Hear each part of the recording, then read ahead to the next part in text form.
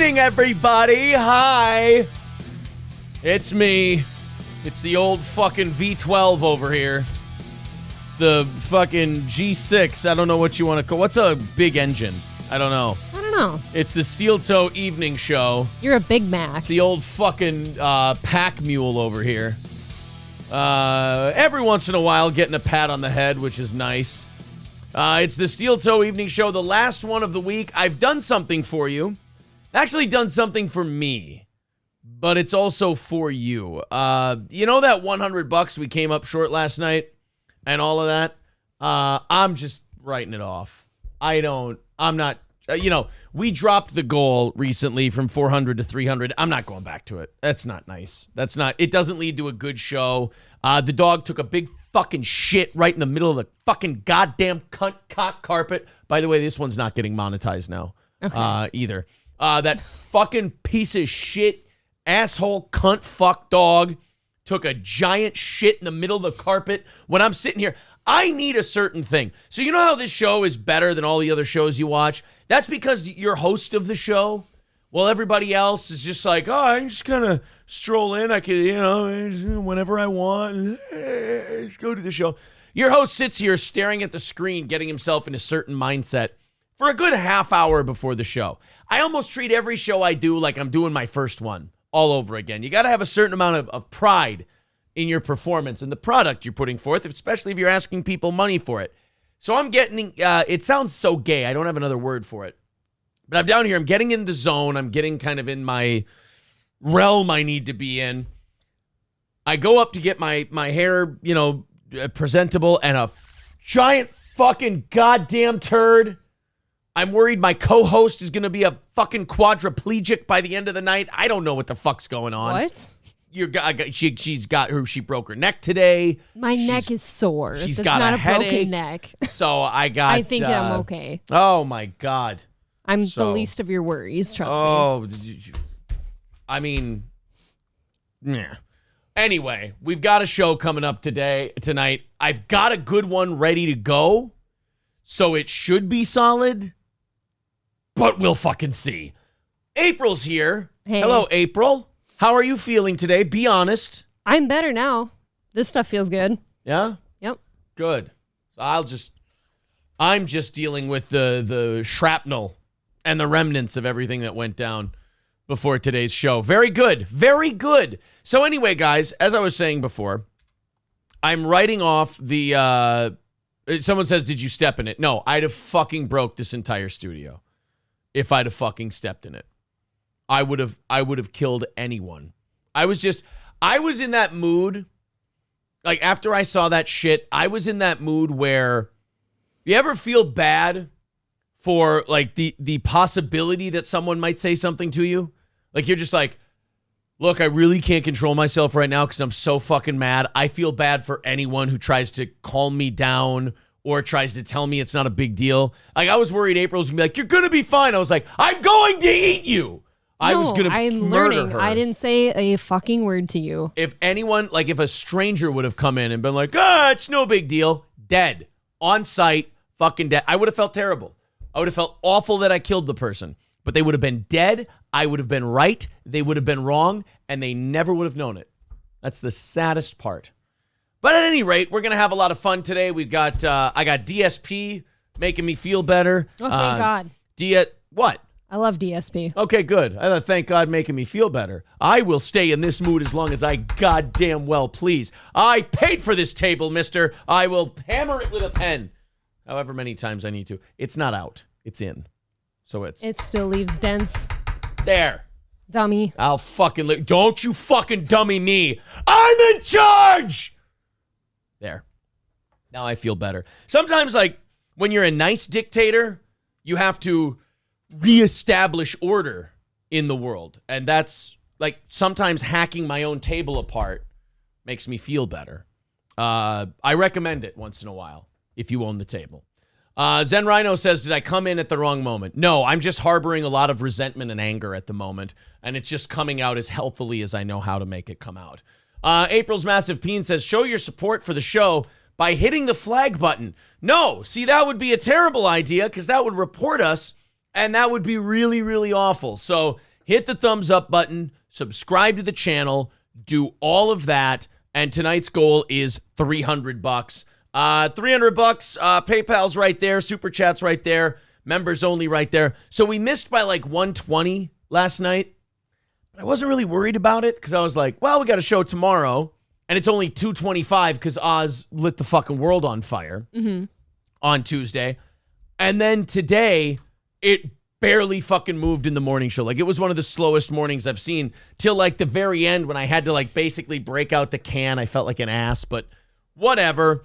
So we just barely kind of touched that one. We knocked it over by 20. So I was able to knock that 120 into 100. And then today, I just looked at April and I went, I'm fucking pissed today.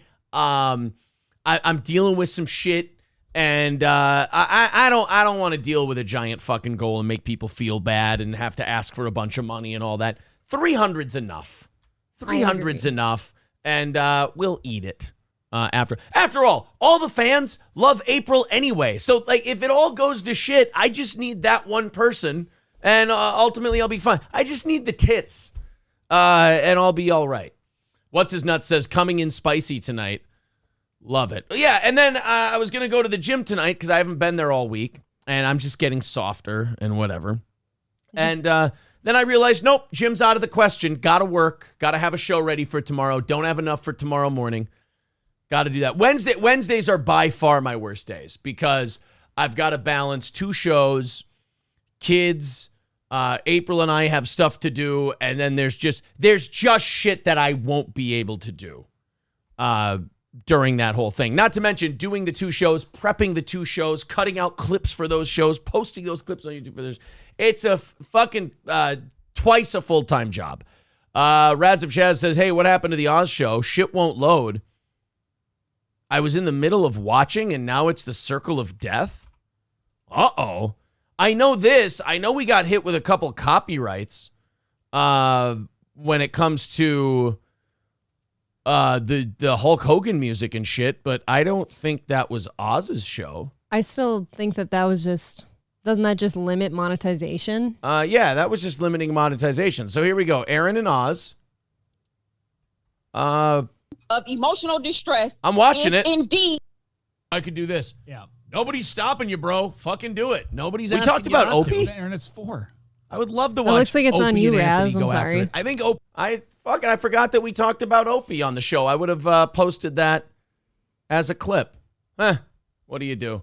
Zen Rhino says, challenge, it's fair use. You guys talk over everything, so it's definitely transformative content. What do you do? Super Vandal says, confirmed. This is a low-key Hims ad. Grazie on the sponsors. What's Hims? I don't know. What the fuck is Hims? Is he talking about a period? I've heard of hers before. It's a telehealth company. Oh, it's a mental health thing, maybe? Generic Viagra. Oh, it's for my boner. Oh, that's not very nice. Why would you say something about that? Same here. They deleted it. Ban is on its way. Thank you, Max. I appreciate that. Thank you, sir.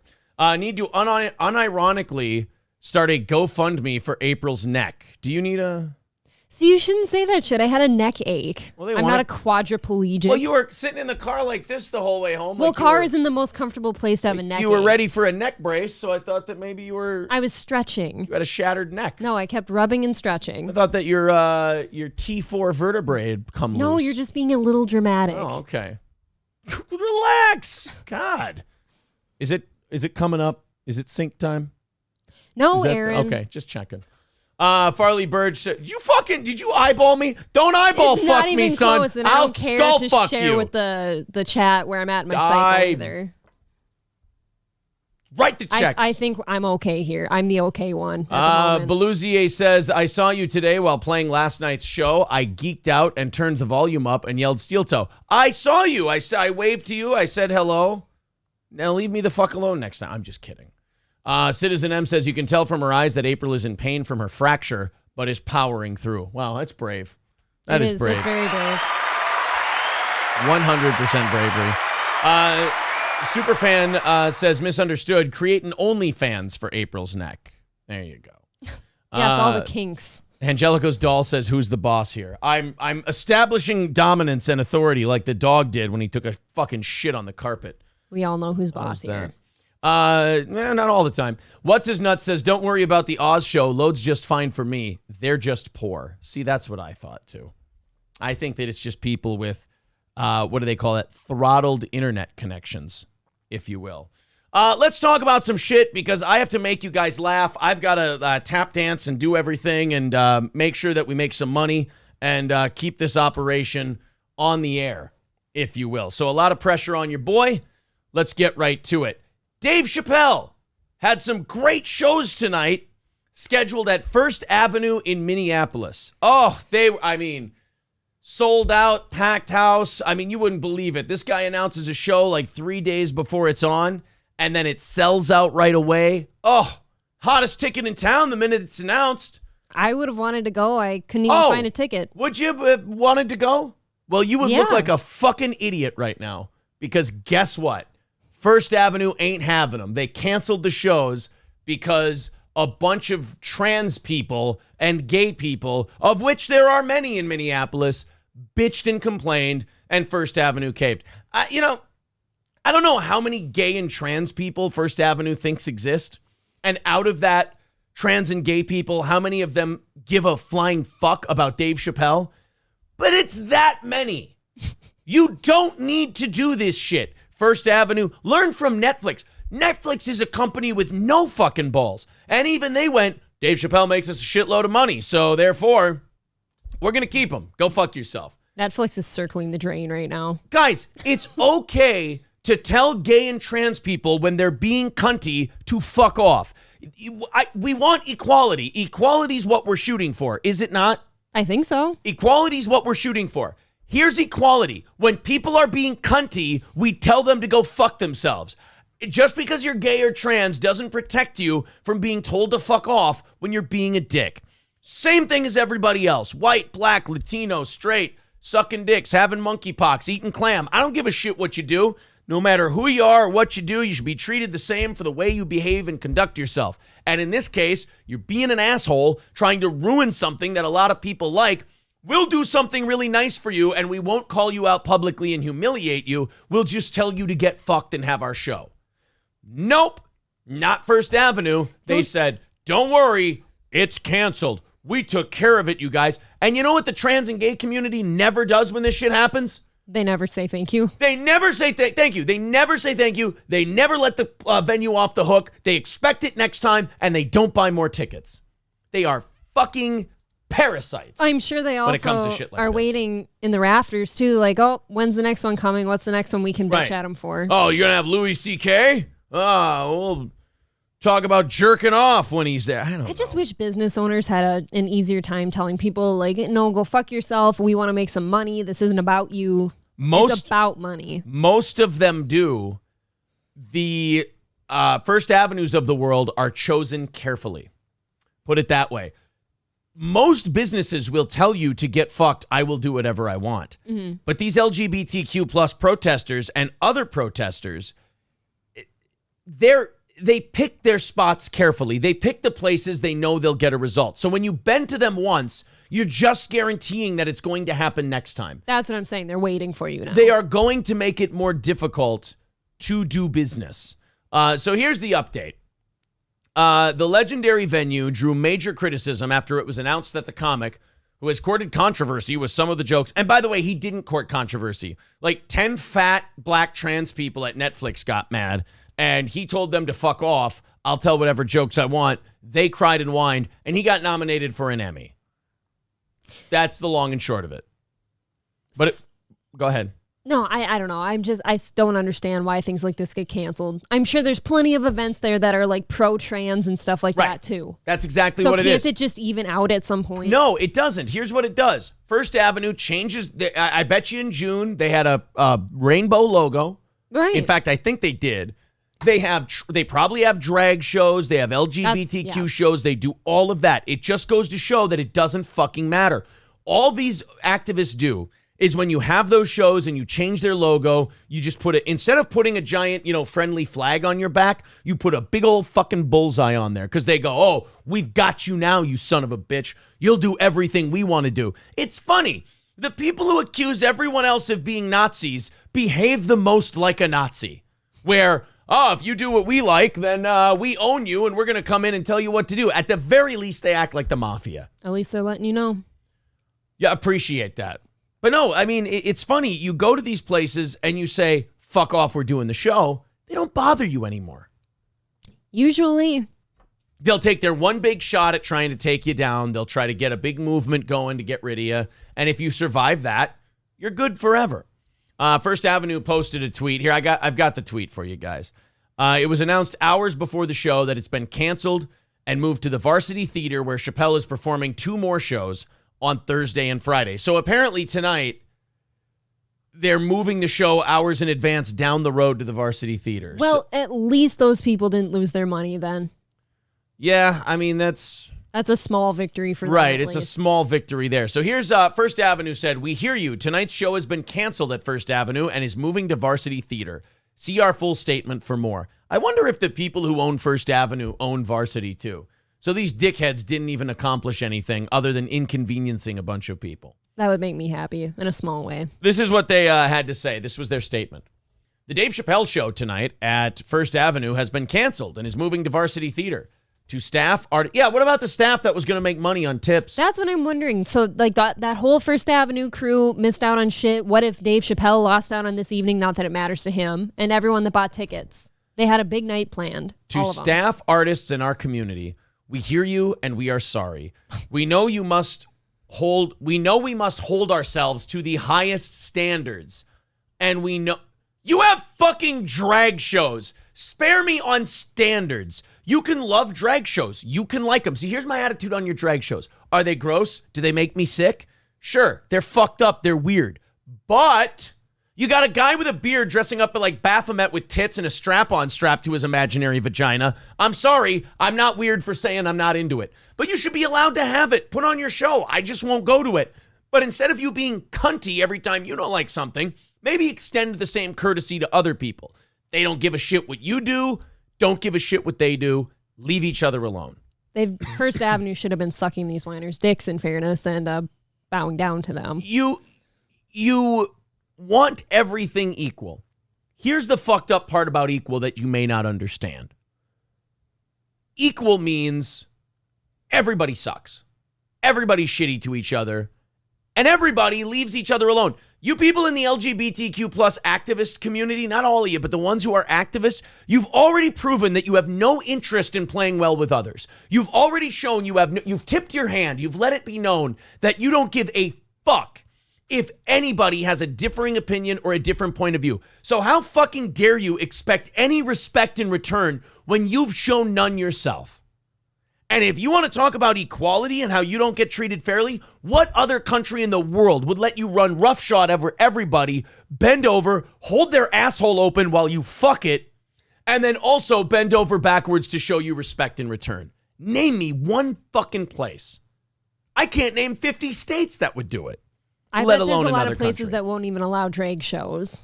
You know what I mean? That's just not okay some places. The First Avenue team and you have worked hard to make our venues the safest spaces in the country. Oh, that's good. You know, when it comes to art and expression, that's what you want. Safety. You know, that's what they should have had when Lenny Bruce or George Carlin or Richard Pryor or Eddie Murphy, when all of those people performed. You got to make sure when you're doing art that it's very safe and it's very sanitized and that art doesn't offend anybody or upset anyone. That should never happen. Art should be middle of the road, boring, milquetoast, absorbable and digestible for everybody. That's a hot take. Corporate art, who doesn't love it? Well, everyone's just got to have a safe space for all these softies now, too. It's just that it's a whole mental development here. You're cranking that pendulum. You just keep cranking it. It's got to be safe for them. I'm warning you, you're cranking that fucking pendulum. The minute it lets go, it's going to be bad. That boomerang effect is not going to be fun. And I'll tell you, I didn't want it to happen, but I told you so. We believe in diverse voices. No, you don't. You literally just kicked a black guy out of your building. You don't believe in diverse voices. You'll have gay guys in beards dressed like chicks with giant tits and invite kids to their shows, but you won't let a black guy tell his jokes. Spare me the diverse voices horse shit. I know that nobody ever talks to you like this because everyone's terrified. I ain't got nothing to lose. I got a little less than 4,000 subscribers and a show that I hope keeps growing. And we barely hit our goals to keep everybody paid. You can't take anything away from me. You're full of shit. I bet you there's not many people in the circles of Minneapolis and First Avenue that have people that would say something like this, or even with this kind of opinion. None. I don't think they exist down there. Let's see what the reactions were to this tweet. I just want to see what the comments were. Look at their cover photo. Did you see that? Oh, yeah, of course. Hey, look at this, guys. The cover photo for First Avenue. It's a giant rainbow. Oh, they're allies. But no blacks allowed, apparently, according to First Avenue. All that money that people would have made there. Ready? This is Minneapolis. This is what it's become. Here's all the responses to it, to Dave Chappelle's show being canceled. Good. Look at this. Talk about saying the quiet part out loud. That's a good start. Again, not going to be happy with it being canceled. Not going to be happy with him not being able to perform there and having to move down the street at the last minute. It's just a start. That feels just like as soon as Derek Chauvin got canceled. Sentenced. He got sentenced. And Black Lives Matter put up on a billboard down there by where George was killed and said, "Justice is served?" ? So it's like they're not happy. The guy's going to prison. Right. Whatever. A lot of people thanking you for their VIP packages that came to them today. Oh, very thanks. Cool. The rest should be going soon. Farley Burgezone says, did you show the Bobby Lee clip yet? Also, I didn't take my attention deficit disorder medicine today. Some girl asked me if I was a sub. What does that mean? It means that you need to fucking take a breath and calm down for me, buddy. But thank you for breaking the seal tonight, as it were. We do have a full goal of $300, and you just made it $295 with our 70% take of what you gave us. So thank you very much for that. We did take a $100 loss last night. I think, fuck it, I'm just going to eat it so we have a chance of hitting our goals the rest of the week. So if you guys feel like chipping in, please do. There's the PayPal link in the chat. Super chats, memberships, it all counts. If you can throw in tonight. If you want to become a VIP tonight, oh, that would be great. And if you're a Matthew B., you never got me your info. So please reach out. What the fuck are you talking about? 2 VIP orders ago, he never got his info to me. Okay, cool. Anyway, where was I now? The First Avenue thing. I don't know how you think this is it, one person writes, but it ain't. What do they need to do then? So is the varsity the designated not safe space? Make it make sense. See, that's where you guys all fucked up. You thought you could placate these whiny children by making a safe space. Now they want everything to be. And we told you this years ago when you started doing this shit. Laugh at it. Laugh at these people. Make fun of it. You know, when people are being babies, just tell them to grow up and move on. But nope, you made one. Here's the problem with First Avenue. You made one place and you said, oh, it's a safe space. And now watch, everything you try to push on to another venue, they go, oh, so that isn't the safe space. I love how these people can bully and cry victim at the same time. It's remarkable. Why don't they just have their own comedy club? Why don't they have their own grocery stores? Why don't they have their own Because nobody would ever fucking go. We have a story. But they can go and be safe. No, we have a story about a lesbian bar that they tried to open up in Portland. Yeah. Turns out it wasn't woke enough, so it had to close. You know how long it took? A month. 5 days. Nice. We'll just like that inclusive coffee shop. Yep, Mina's Cafe. Yep. Exactly. People are freaking out because DSP's in the title. Guys, we're going to work up to it. We're going to get there. We're going to do the Chappelle thing. This just happened. We got a Bobby Lee clip to go through. We got don't worry, everybody. Here, you came for DSP. Stick around for the really fun show. Stick around for Steel Toe. You see how entertaining this is? You see we got a big goal going tonight. You see we got it's tense day for your king, if you will. Hang around for a little bit. You know, your host could use you. Don't fucking worry about the DSP shit. It's on its way. I promise you. One thing you're going to learn about this show. I always deliver what I tell you I'm going to give you. All right? Don't you worry. Let's do the Bobby Lee thing now. Okay. Because I think I've pretty much said my piece. Fuck everyone. On the Dave Chappelle thing. It's enraging. It is. I mean, it's just the fucking guy. That's not a safe space now. Right. Are you not entertained? Exactly. Thank you. If you're scared, stay the fuck home. I said that with COVID too. And, well, everyone's got to wear their masks on the sidewalk and stay in your fucking house. I wish people would stay home. Raz of Chat says, let's go back to segregation. Straight people and mentally handicapped. They're asking for it, though. Everyone They is. are. Everybody that wants to be special right now. Well, I don't want them included in our place. Right. It is ironic that are. their parents and their grandparents and great-grandparents fought hard against segregation, and now they want to fight for it I back. swear to fuck, they are punctuation only in their sentence away from saying, no, they are not allowed here. That's our spot. All right, here we go. Bobby Lee. This is what I love about the Bobby Lee Kalila situation.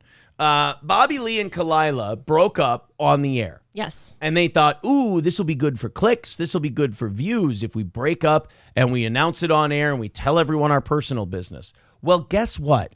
Now, nobody gives a fuck about anything you have to say. Nobody gives a shit about any funny bits you think you're going to do. Now, everything you go on, everything you talk about, people either want to talk about two people. They want to talk about your relationship or Bappa Brendan Schaub. Those are the two people they want to talk about. Why? Because you decided to live this way. You decided to put your dirty laundry out there. Now you got to watch it swing in the breeze. So Bobby Lee was on a show called Your Mom's Cunt. I don't know. There's 8 million shows now. This is just a YouTube channel called Bobby Lee Clips. To the point. Oh, the Honeydew podcast.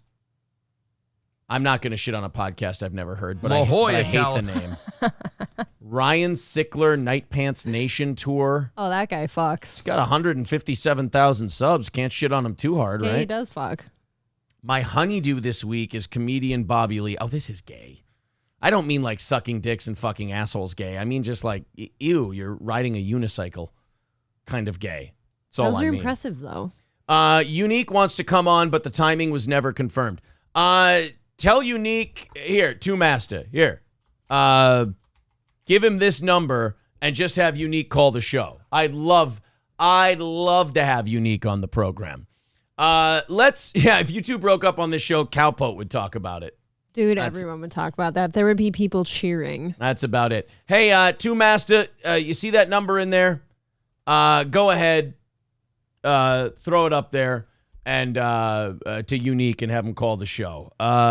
Sue Blanton says Pod Awful is greater than Revenge of the Sis. Oh, fuck. I don't know what Pod Awful is. Nobody does. But I got to say this.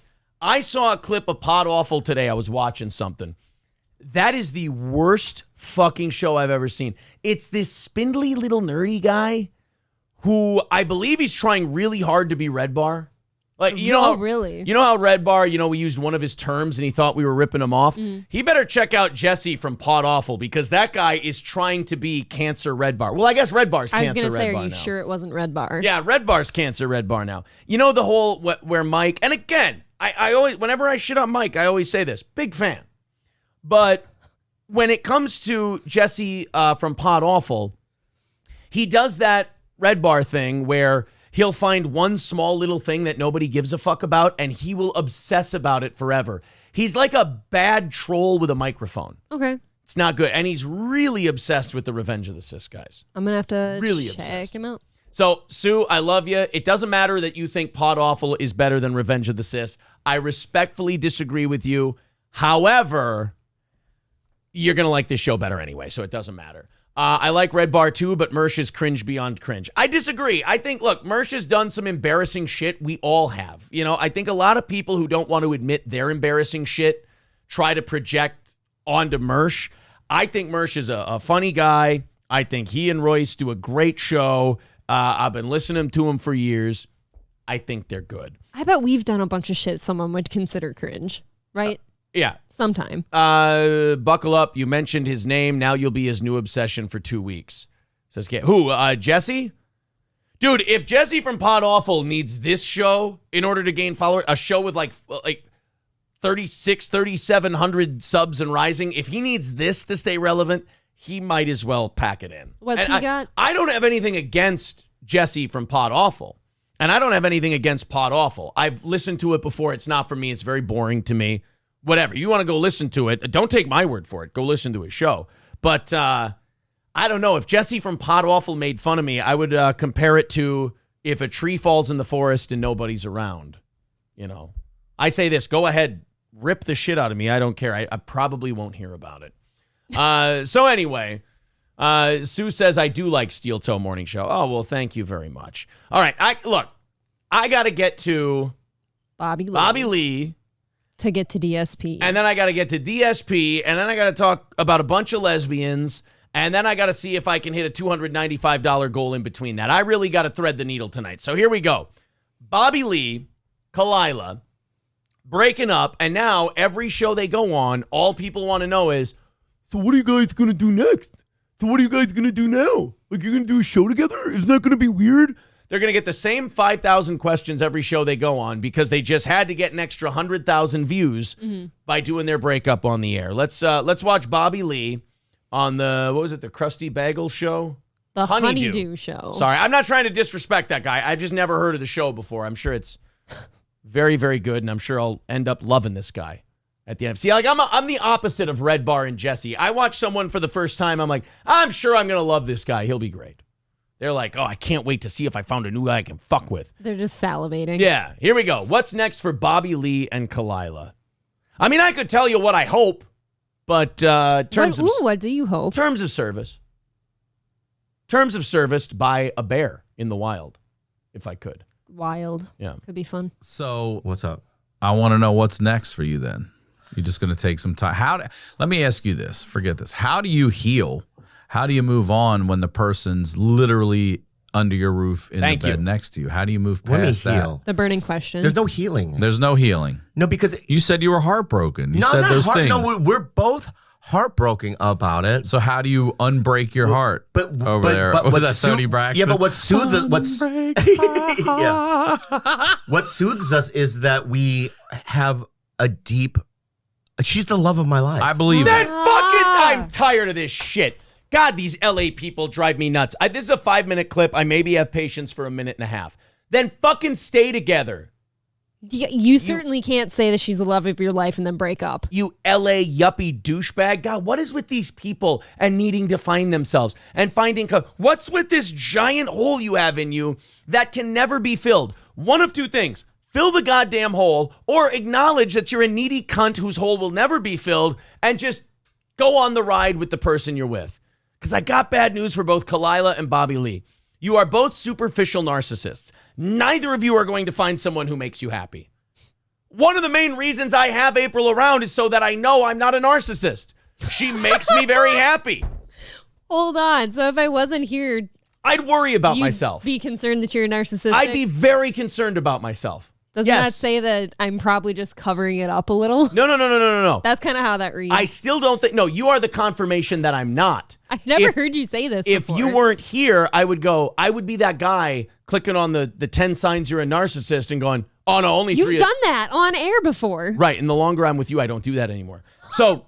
If it were just me, I'd go, oh, God, 3 of those fit me. What am I going to do? And then another 2, I'd be like, no, not all the way. So, I'd score like 40, 50%, and I'd get a little panicky. But because you're here and you make me happy, I go, okay, good. I'm not a narcissist. That's nice. But these fucking LA weirdos, they think that they're the opposite of the narcissist. Meanwhile, they sit there and say dumb shit like, yeah, we broke up and we're heartbroken, but we're the love of each other's lives. Ooh. Then you're fucked up. I want to hear what Kalila's been saying. Like, has she said that about him? She did say that she felt bad for Brendan Schaub. So she's sympathetic to Brendan I Schaub. think she either did or will fuck him. Oh, that's not a doubt. Like, it's a matter of when. I think Kalila either did or will fuck him. Think she should. That is my theory, my opinion, not a fact. I can't back it up. But she was saying, I just feel bad for Brendan because when you look at him, it looks like he's been beaten by the internet. No, he's been beaten by grown men's fists. That's brain damage. He doesn't give a shit about the internet. I mean, other than the 300-page dossier he gathered on his haters bee. I will say, as a woman sitting here, if that were me in that seat, that would mean that I would want to be with Brendan. If You have I've some got sort of affection to him. If I've got Bobby Lee over here and I've got Brendan over here and I'm saying I feel sorry for Brendan, I want to fuck Brendan. All right, you have those 2 options and a fully loaded revolver in your mouth. Which one do you choose? Jesus Christ, I don't want to die. Well, I'd have to fuck Brendan. Sorry. Oh, no. See, I don't think it lasts long. I think do you know how much courage I would think you have if you chose the revolver? I would think you're one of the bravest people I've ever met. I don't want to die. I care about myself. Goddamn. Well, then you know what? You're a goddamn coward. That's what I say. I don't belong here. Goddamn coward. All right, so Bobby Lee says, Kalila and I, we're the love of each other's lives. We love each other so much.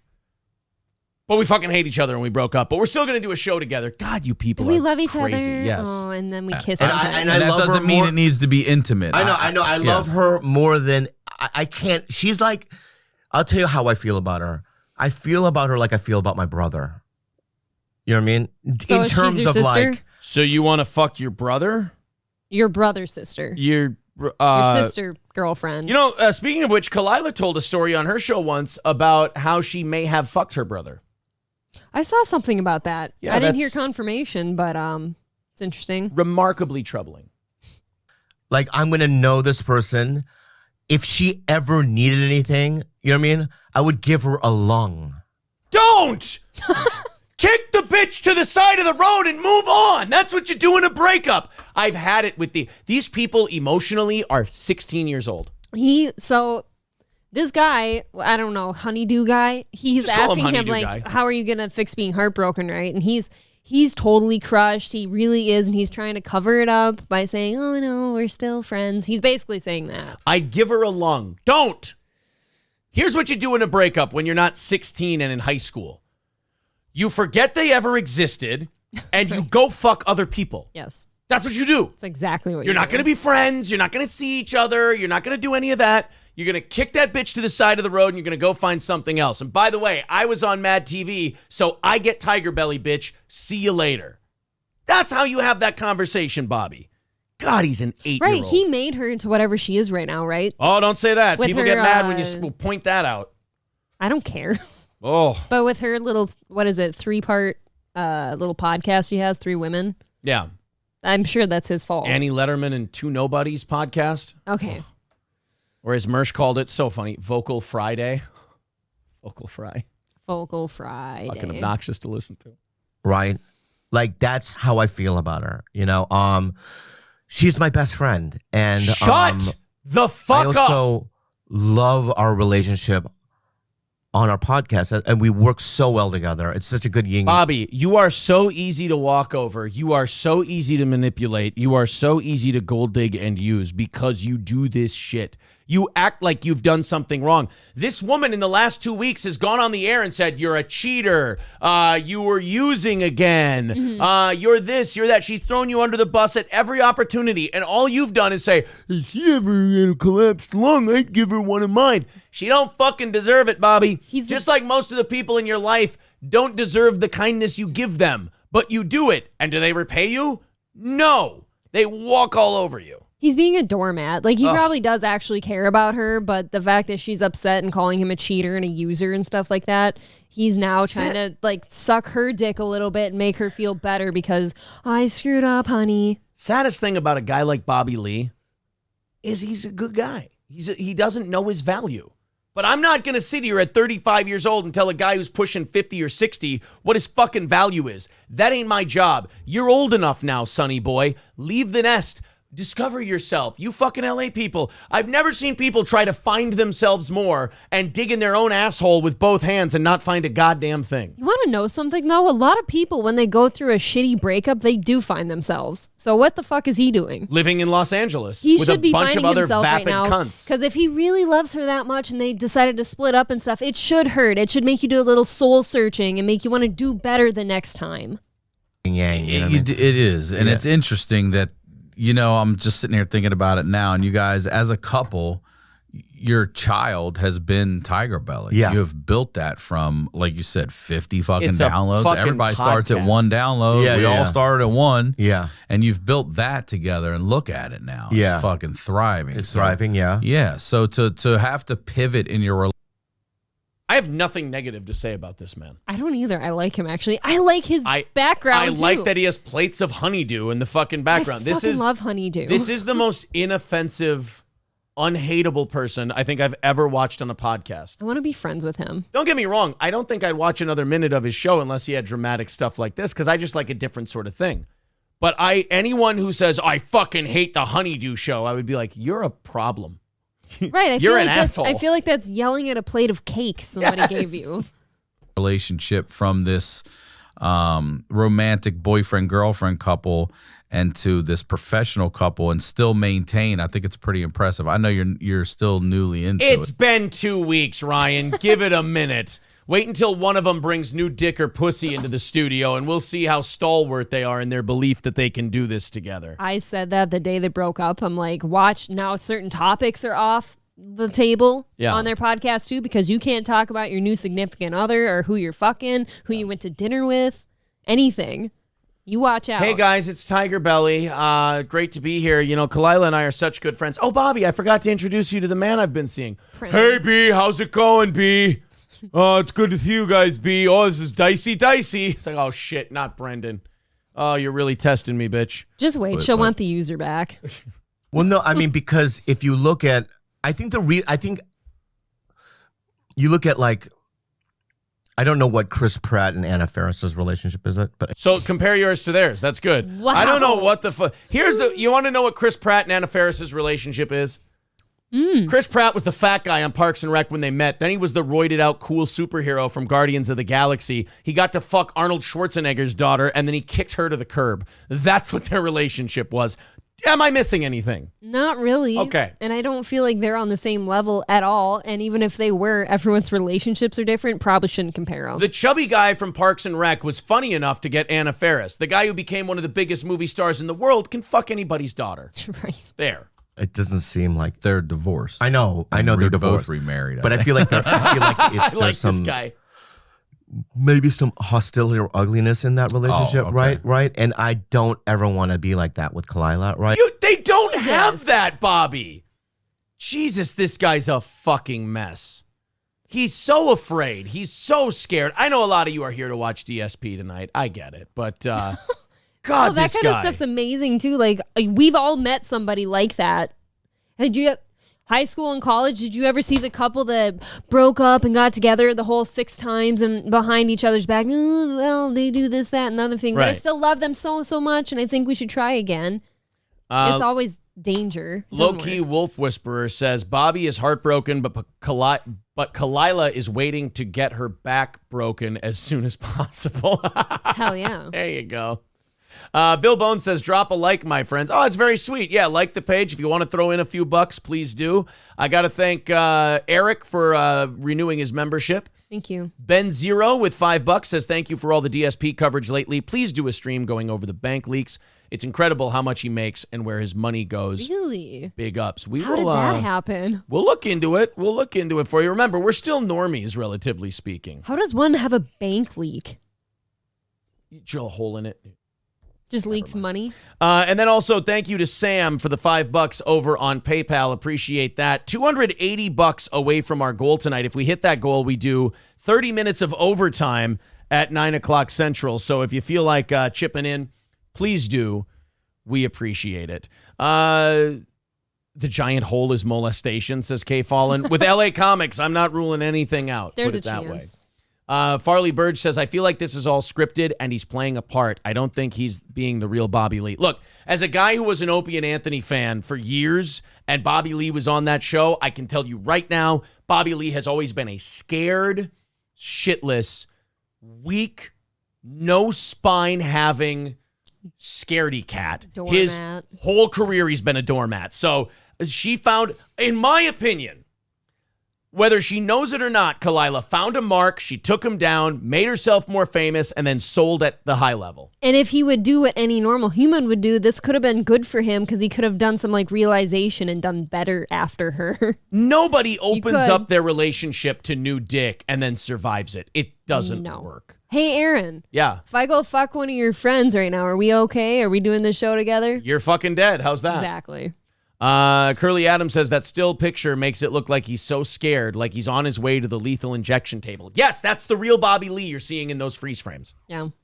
That's the real Bobby Lee. He's scared. He's terrified. You saw him look up at the sky for every answer. He's nervous of saying the wrong thing at every moment. This woman broke his heart, threw him under the bus, treated him like shit, was a complete trophy woman, and now he's worried about upsetting her because he'd give her a kidney. You know what she'd do? She'd take that kidney and say, thanks, bye. That's exactly it. He's trying not to say anything bad about her because he's like, oh, maybe it's true. I did cheat on her and I did use drugs a couple times. Right. Loki Wolf Whisperer says simp. I think simp is the best word. Yeah. Poseidon says soy drinking simp. Probably not incorrect. What did she do before she met him? She was like an Instagram Model? Yeah. Oh, so a dime a dozen. An Instagram model. I'm sorry, what I should have said. She had an Instagram account. I have an Instagram account. Oh, congratulations.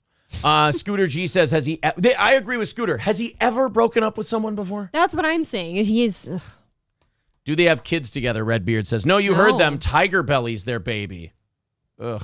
I bet you've considered the Steel Toe Show as another baby of yours at some point. That's just my creation. Because you've grown it. I don't look at it as a baby. I look at it as a Frankenstein monster. That's what I look at it as. So a baby. Something that will drown a little girl in a river if I need it to. Yes. Rayma writes, technically you could still be friends after a breakup, but it takes quite some maturity. No, it takes a lack of fucking balls. Women like to be friends with their exes because they think it gives them some kind of trophy on their mantle. That's the only reason. And the only reason a guy might be friends with an ex is because he secretly wants her back. If you're truly broken up and it's over, you say, fuck off. This whole thing was based on us being romantically linked to each other. Yeah. I don't need you anymore. You don't need me. You go this way, I'll go that way. I'd agree to that. There's not one ex I could think of that I'd want to be friends with. Carlos says, I know a couple of famous guys in central Minnesota that's doing this exact thing, and it's weird. Right. They exist in real life. I've seen it before. A famous guy in central Minnesota that's doing this exact thing?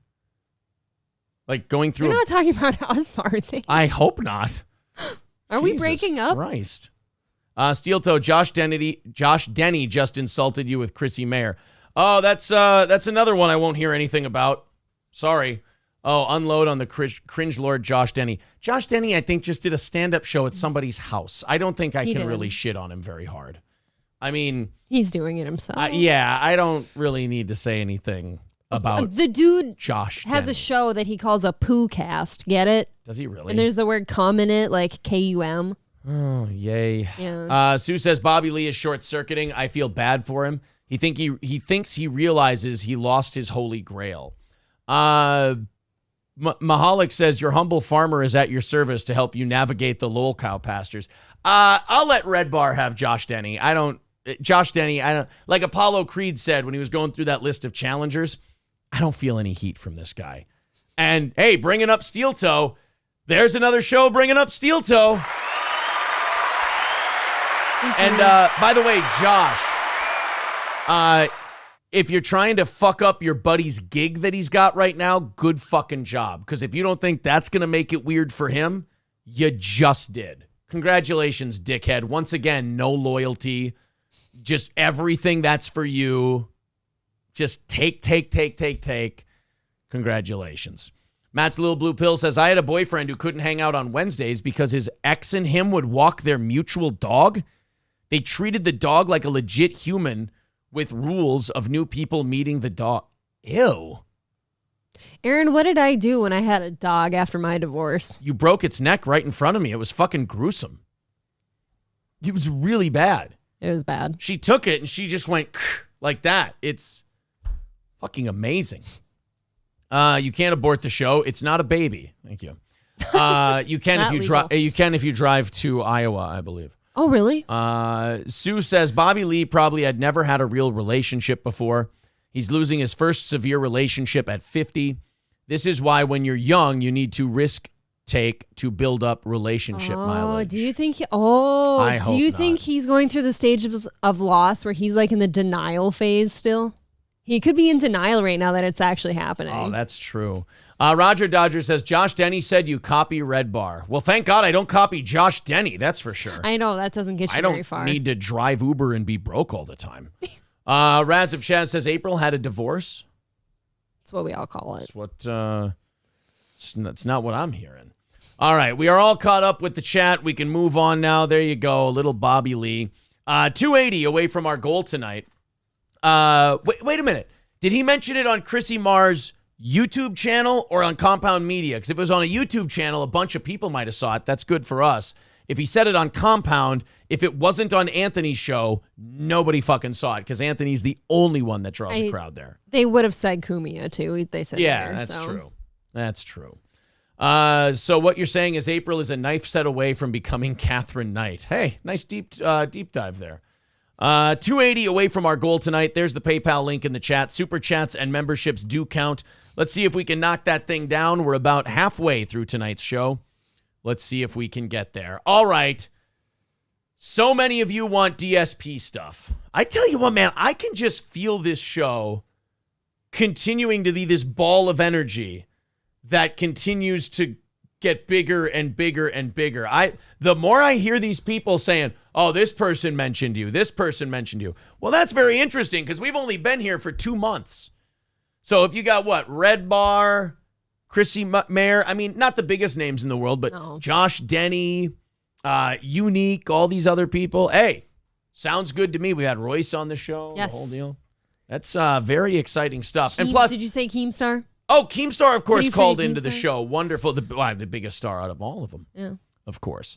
But yes, I mean, if Josh Denny's using steel toe to get attention, I think he's a little jealous. I think he has seen Corey on this show for years. And I think he thought that I would be fooled the way he's fooled other people. Right. And would go, ooh, Josh Denny, there's a name. Let's have him on. I've listened to him on other people's shows. It's not good.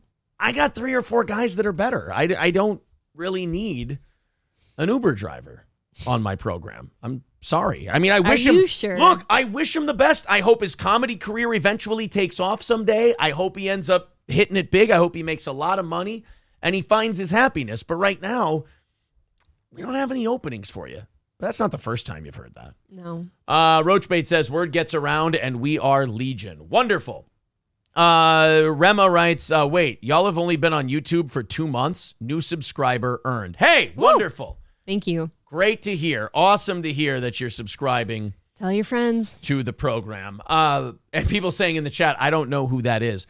I think less people might know who he is than Red Bar even, to be honest. Dude, I have so much extra to say about that too. Like, didn't he promise Corey a whole mess of stuff and that's why he moved down there? I mean, how ugly do you want this to get? Maybe yeah, I I should mean, wait. that's pretty bad. Maybe I should wait. If Josh That's Denny not really Corey's did fault. say that we just copy Red Bar and all that shit, then you know what?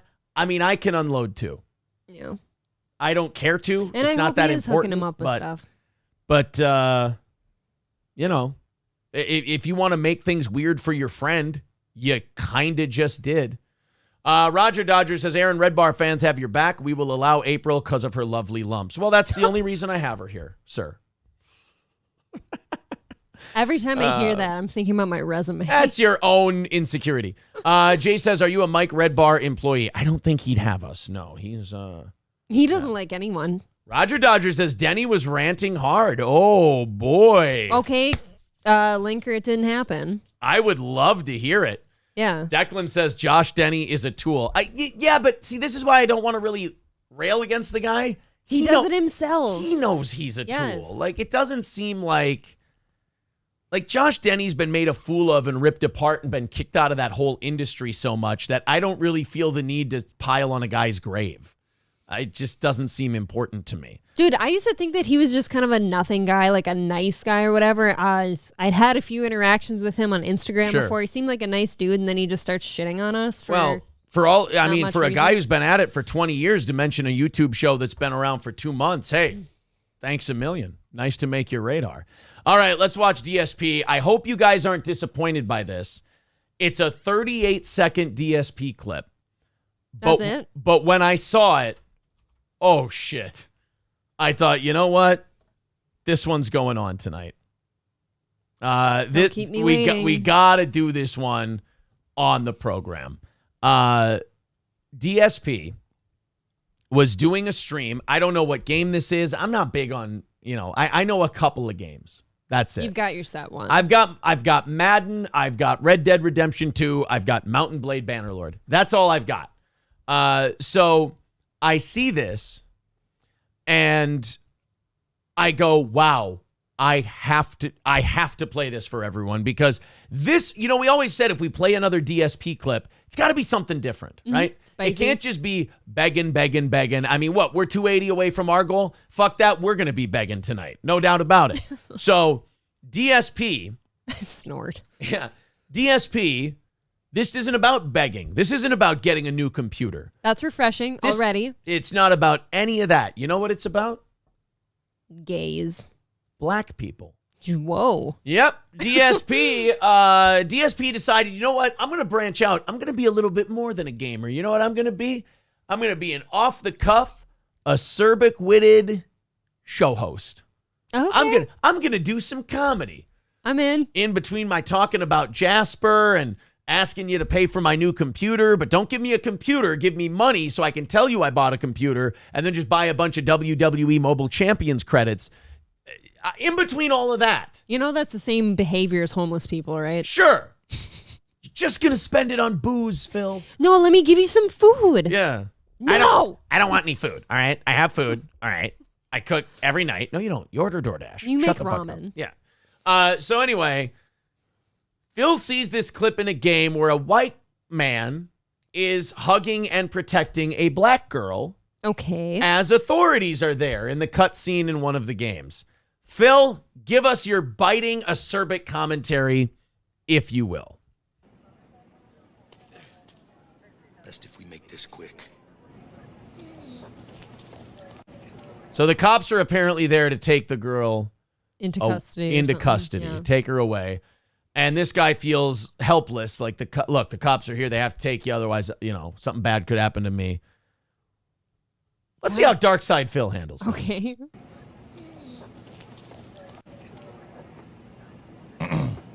All right, boys, prepare the slave trade. We're selling her right off for profits.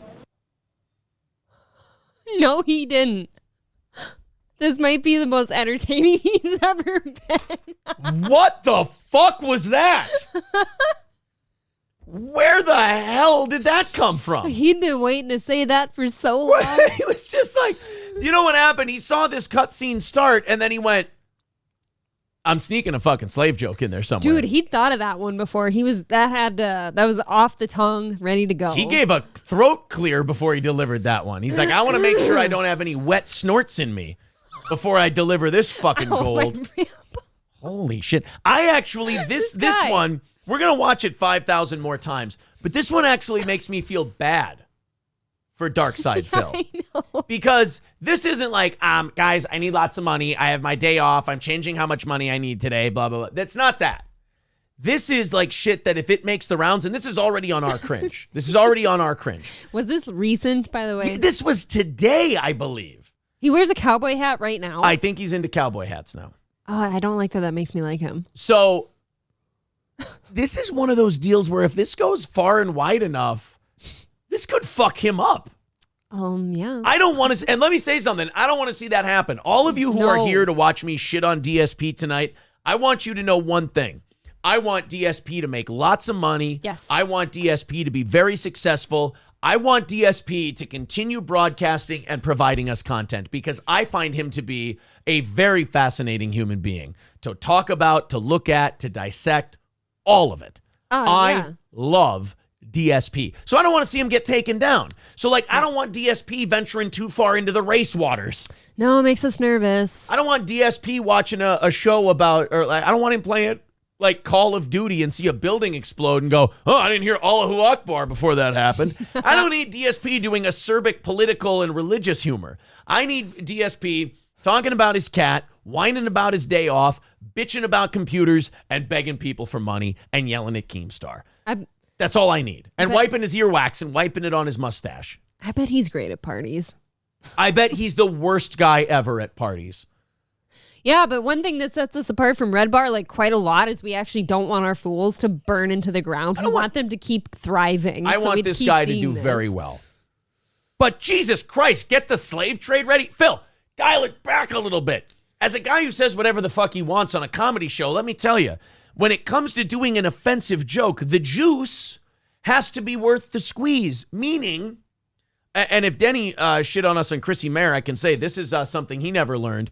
Saying the N-word doesn't make you edgy. Ooh. It's just, if you're not funny, it just makes you more not funny. If you're going to drop something like that, or something like DSP did, you'd better have a lot of funny juice in there because it's going to have to overpower how cringe you are for trying to get over by saying that. Right, you say that about a tiny little girl, too, in a game. Ouch. Best if we make this quick.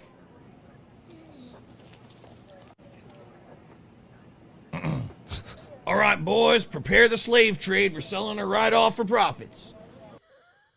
Why would that just jump into your head? Like because he's low-key racist, a man. George Floyd joke would hop in there before a fucking slavery joke. Like he skipped over like 400 years of history to get to Kunta Kinte.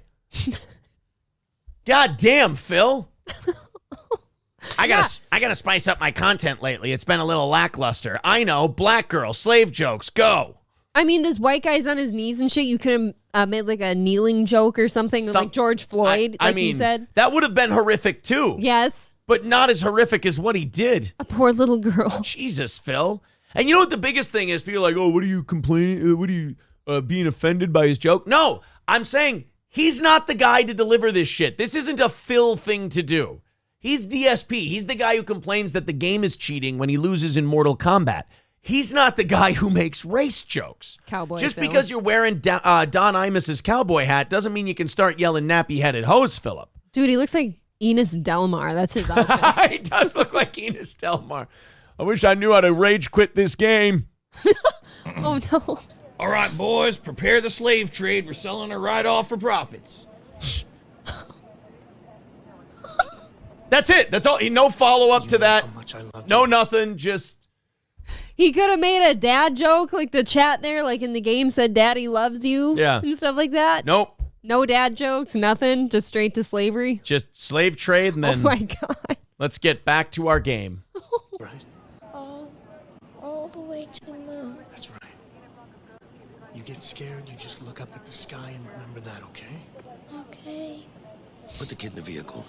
Stay with her. Is that it from Phil? Right, she's too valuable to escape. Whoa! Jesus, Phil.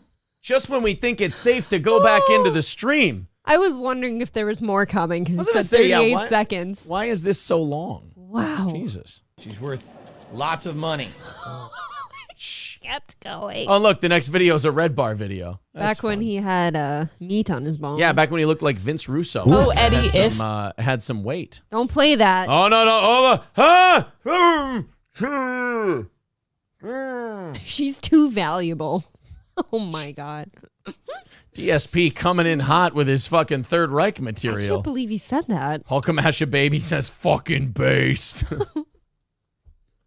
Oh, Nate's late. He says, what's this Josh Denny drama? Apparently, Josh is really sore about us for some reason. On Chrissy Mayer's live stream. He was on Chrissy Mayer's live stream and I guess shit on us and said, oh, he's just a copycat Red Bar. By the way, way to show the world you don't think about Red Bar, Josh. And also, your buddy works on this show. So I guess your buddy's a fucking part of a Red Bar ripoff show. So that's real nice, Josh. It is true. You do realize you're low-key throwing your buddy under the bus, too. Josh doesn't care. He has no sense of loyalty. He doesn't give a fuck. Look, I'm still holding back on the guy because Corey works here. But you know what? Honestly, if he's going to pull that shit, then... The gloves are off. No, not yet. Not yet. Not yet. Damn it. I'm not going to do that. Like, I got a guy who works for me who's friends with Josh Denny, so I'm not going to totally unload. Even Corey, I bet, though, would say that's kind of shitty to be doing that stuff because, one, it's not true, and two, he works on the show. If he doesn't say that's shitty, then he has no fucking balls to back up the show he's on. I bet he would. I bet he would. Shitty. Yeah, absolutely.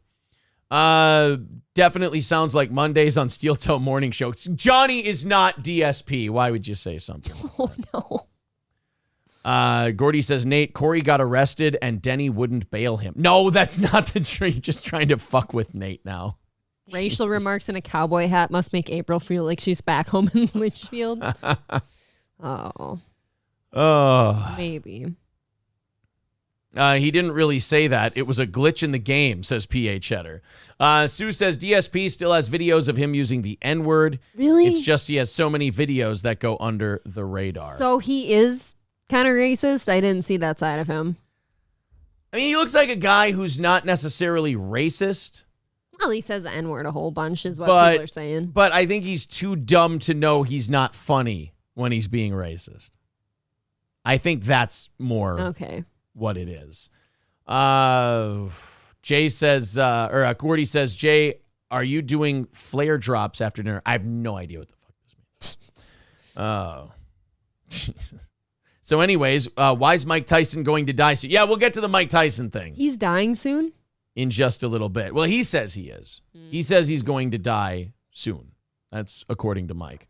Is it true that Aaron did a bit where he called Mike David a racial slur? No, I would never do that. Like I said, no matter how much shit has been slung back and forth, I'm still a fan. I can criticize and shit on people without stopping being a fan of theirs. I still think in many instances, Mike David does the Lord's work in many ways. I haven't gotten to listen to that new one. I haven't heard him say our name. Oh, yeah, he does mention us in that. God damn, man, we're getting mentioned by compound media shows like Chrissy Mayer. We're getting, which is funny because Chrissy Mayer's like a feature act, and now Denny's trying to suckle off of a feature act. Oh, dude. No. I'm just now kind of getting a kick out of the fact like Red Bar's whole thing is not mentioning people that he doesn't think matters. Right. So Red Bar. You can't be saying our name. Denny, Keemstar calling in. Oh, boy. It's getting spicy over here. Bill Bone says DSP is the antithesis. We're making the noise. We're definitely making the noise, and we are being heard. No doubt about it. DSP has sent cunty passive-aggressive tweets back towards our way. Oh, that's right. DSP has sent cunty tweets towards us. I forgot about that. Wonderful. All right, guys. That's all I've got for the drama stuff. That's all I've got. I've got DSP. I've got Bobby Lee, and then apparently someone says Josh Denny said something on Chrissy Marr's show, which I guess credit for people listening to it, I suppose. Yeah, I guess. Farley Birdstone says, I told my dad about your show. Well, I hope he's got a sense of humor. Citizen M says, Red Bar versus Steel Toe. Fight, fight, fight. Look, I've said it before. I've said my piece about Mike. I thought the way he talked about us was kind of passive-aggressive and cunty. I wasn't impressed. That's all I really have to say. Other than that, carry on, young man. Dude, I used to think one of my favorite episodes of a show ever that I'd heard was Halloween from him. Like Halloween is one of the top like echelons for me. A great episode in Red Bar lore. Nate says Red Bar and Steel Toe are allies. They just don't know it yet. I don't think he'll ever have allies. Maybe in the way the neighbors from Grumpy Old Men were allies. How's that? How dare you make a Grumpy Old Men reference? Am I Jack Lemmon or Walter Matthau? I'm Jack piece Lemmon. Of shit. That's one of my favorite movies I used to watch with my grandmas. He won't even finish it with me. He won't watch it. I finished it. You did not. I think I did. And you sat on your phone the whole time. That doesn't count. I mean, it was a little too where I'm from for me. You are not from a town like Wabasha. Yeah, but I'm from Minnesota. There's a lot of different places, suburbia. Oh, yeah, we have a lot of diversity here in the state of Minnesota. Coming from suburbia versus the sticks is a huge difference. Oh, a lot of diversity in suburbia, too. I got news for you. The occasional Asian. And I mean... I'm talking about your upbringing and the things you were into. White people. The whole lot of them. Little League and white people. Nate says, imagine being from Minnesota. I mean, you probably could. It's not the best. We were talking today, like, if we won the Mega Millions, what we would do. We're having poor white people conversations. Second home we might have that's not here. $280 away from our goal tonight. Very important that we hit that. We're having a little bit of a behind week, so if you feel like chipping in, please do. There's the PayPal link in the chat. Super chats and memberships are welcome. If you want to become a VIP, boy, what an opportune time now would be. $250 in 1 week gets you all of our merch. The 3 t-shirts, the 5.5-inch vinyl stickers, the hoodie, which is the nicest hoodie you're going to own once you have it, 2 tickets to every single one of our live shows or events, entrance into a $100 drawing at the end of every month, and when we come out with new merch, it goes right to your door for free. That is the VIP package here on Steel Toe, $250 in 1 week. $280 away from our goal tonight. Let's get a little help as we have less than an hour left in the show. And it's been, after a great week last week, I have to say, we've slowed down a little bit this week, this morning in particular. Gordy says, I ordered an Uber, saw it was sending Denny. I canceled before I would get charged anything. Can you imagine if you're Josh Denny and you're driving an Uber for somebody and they don't recognize you? Like, does that hurt a little bit? No, he's used to it. My problem is, like, how sad do you look bringing up this show? Like, I have no delusions about what this show is. It's very small at the moment. We talk about what this show is. Imagine how sick you are that you're bringing up this program. Oof. Like, I almost feel bad for him for that part. Well, I also feel bad that he's now created a problem for his buddy. Yes, that does suck really bad. All right. Hopefully Corey doesn't let that get to him. I'll text him about it. I told Corey I would send him stuff when I was bothered by it. That's good. I think not bothered by it, but when it's like, hey, just want to let you know your boys out there fucking, when there's something to be noted, popping off, and this might cause some weirdness between you and me. Just want to let you know. Netflix lost a whopping 1 million subscribers over just the last 3 months.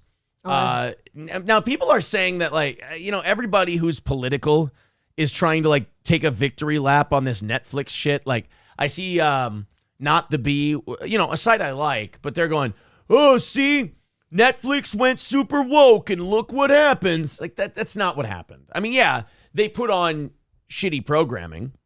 Like, they put on, dog shit shows, sure. But what happened with Netflix is they lost all their content to Paramount, HBO Max, Peacock, all these different streaming services. Hulu that have opened up just in the last few years here, and it stripped them of a lot of their good stuff and made the stuff they need to get more expensive to get, and their original shows aren't what they used to be. So as far as Netflix losing 1 million subscribers, I don't, me, I'd love to go, oh yeah, get woke, go broke.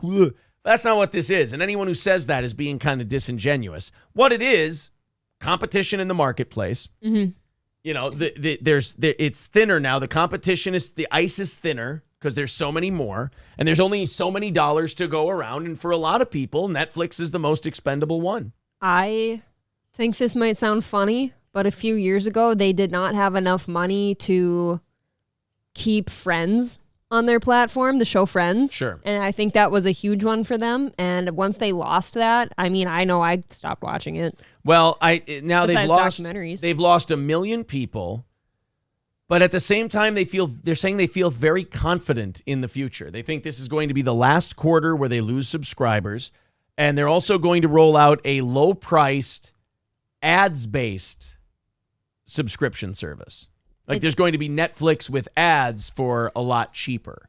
Well, people watch Netflix, I think, sometimes because there's no ads, and that's really nice. But it's not stopping there either. Like, I know I got a push notification today that, how some households, like, one person will have the Netflix account, and then, like, they'll give the password and the account stuff to, like, their family's homes and shit, and they'll share it. They're charging you, whether you like it or not, for each location now.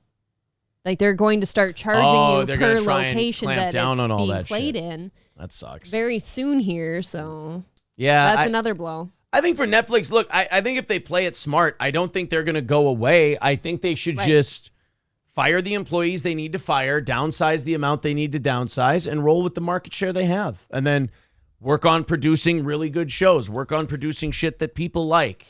I think that's what you got to do. Or find out what these other streaming services aren't doing and then do that. But, like, trying to get back and, like, to where you were, it's not going to happen. There's too much competition now for you to get back to where you were. Yeah, how annoying. Like, just to watch a certain TV show, you've got to have a subscription to each platform now.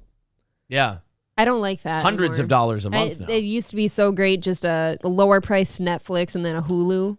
You're good. It's really funny because Netflix, the irony of all this cord cutting and going to streaming services was cable had gotten so out of control expensive, and you got so little service for what you were paying that people were like, fuck it, I'm going to streaming services. Now, if you want to have all the streaming services, you're paying twice as much as you did when you had cable. Dude, I remember those days. Charter Spectrum, internet, and streaming shit used to be so fucking expensive, and you could cut it in half or more by doing streaming. They are cutting their nose to spite their face, having multiple locations per account probably doubled their exposure. Yeah, but they're getting desperate is what it is. Netflix is the HD DVD to everything's Blu-ray. Simple as that.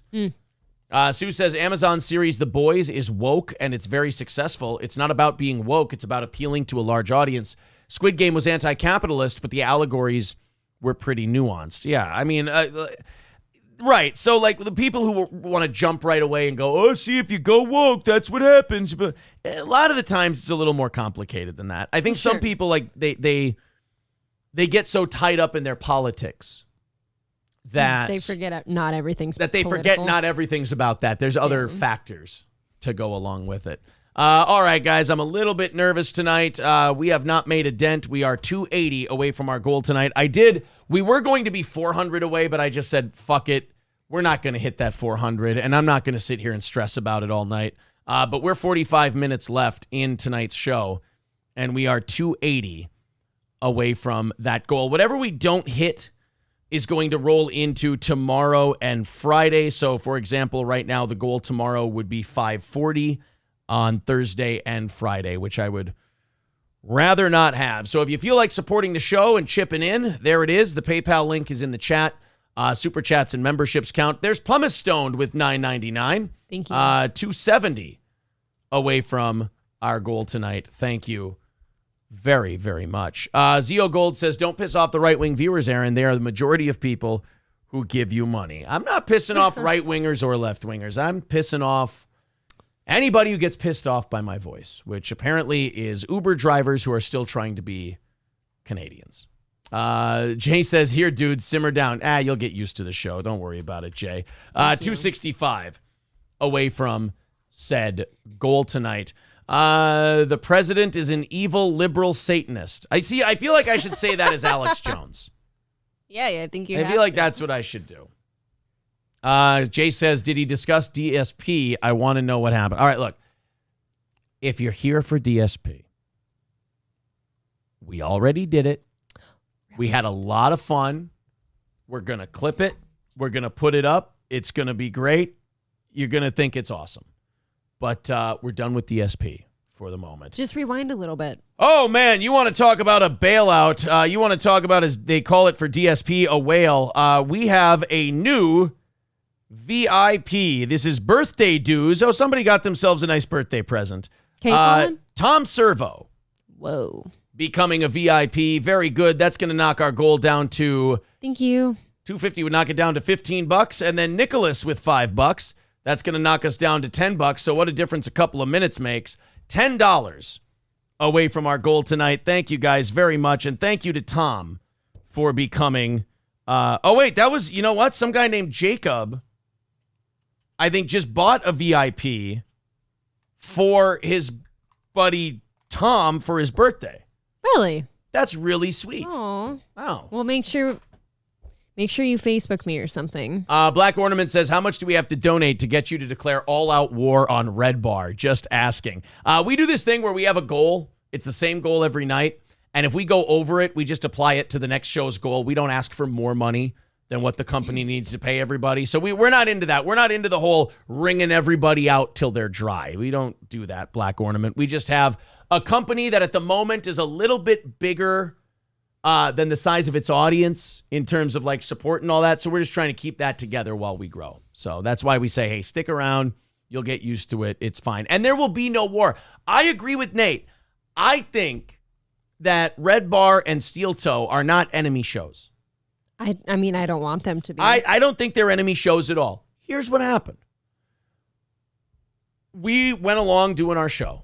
We did a video talking about how we're Red Bar fans. We clipped it out. We thought it was funny. We were talking about the Red Bar terms that we really like and that we use sometimes, giving full credit, the whole thing. A little head nod. And I think it was Nate who posted it to the Bring Back group and said, these guys are pretty good. And then Mike's like, oh, no, they're in trouble. Don't anybody ever watch them, this and that.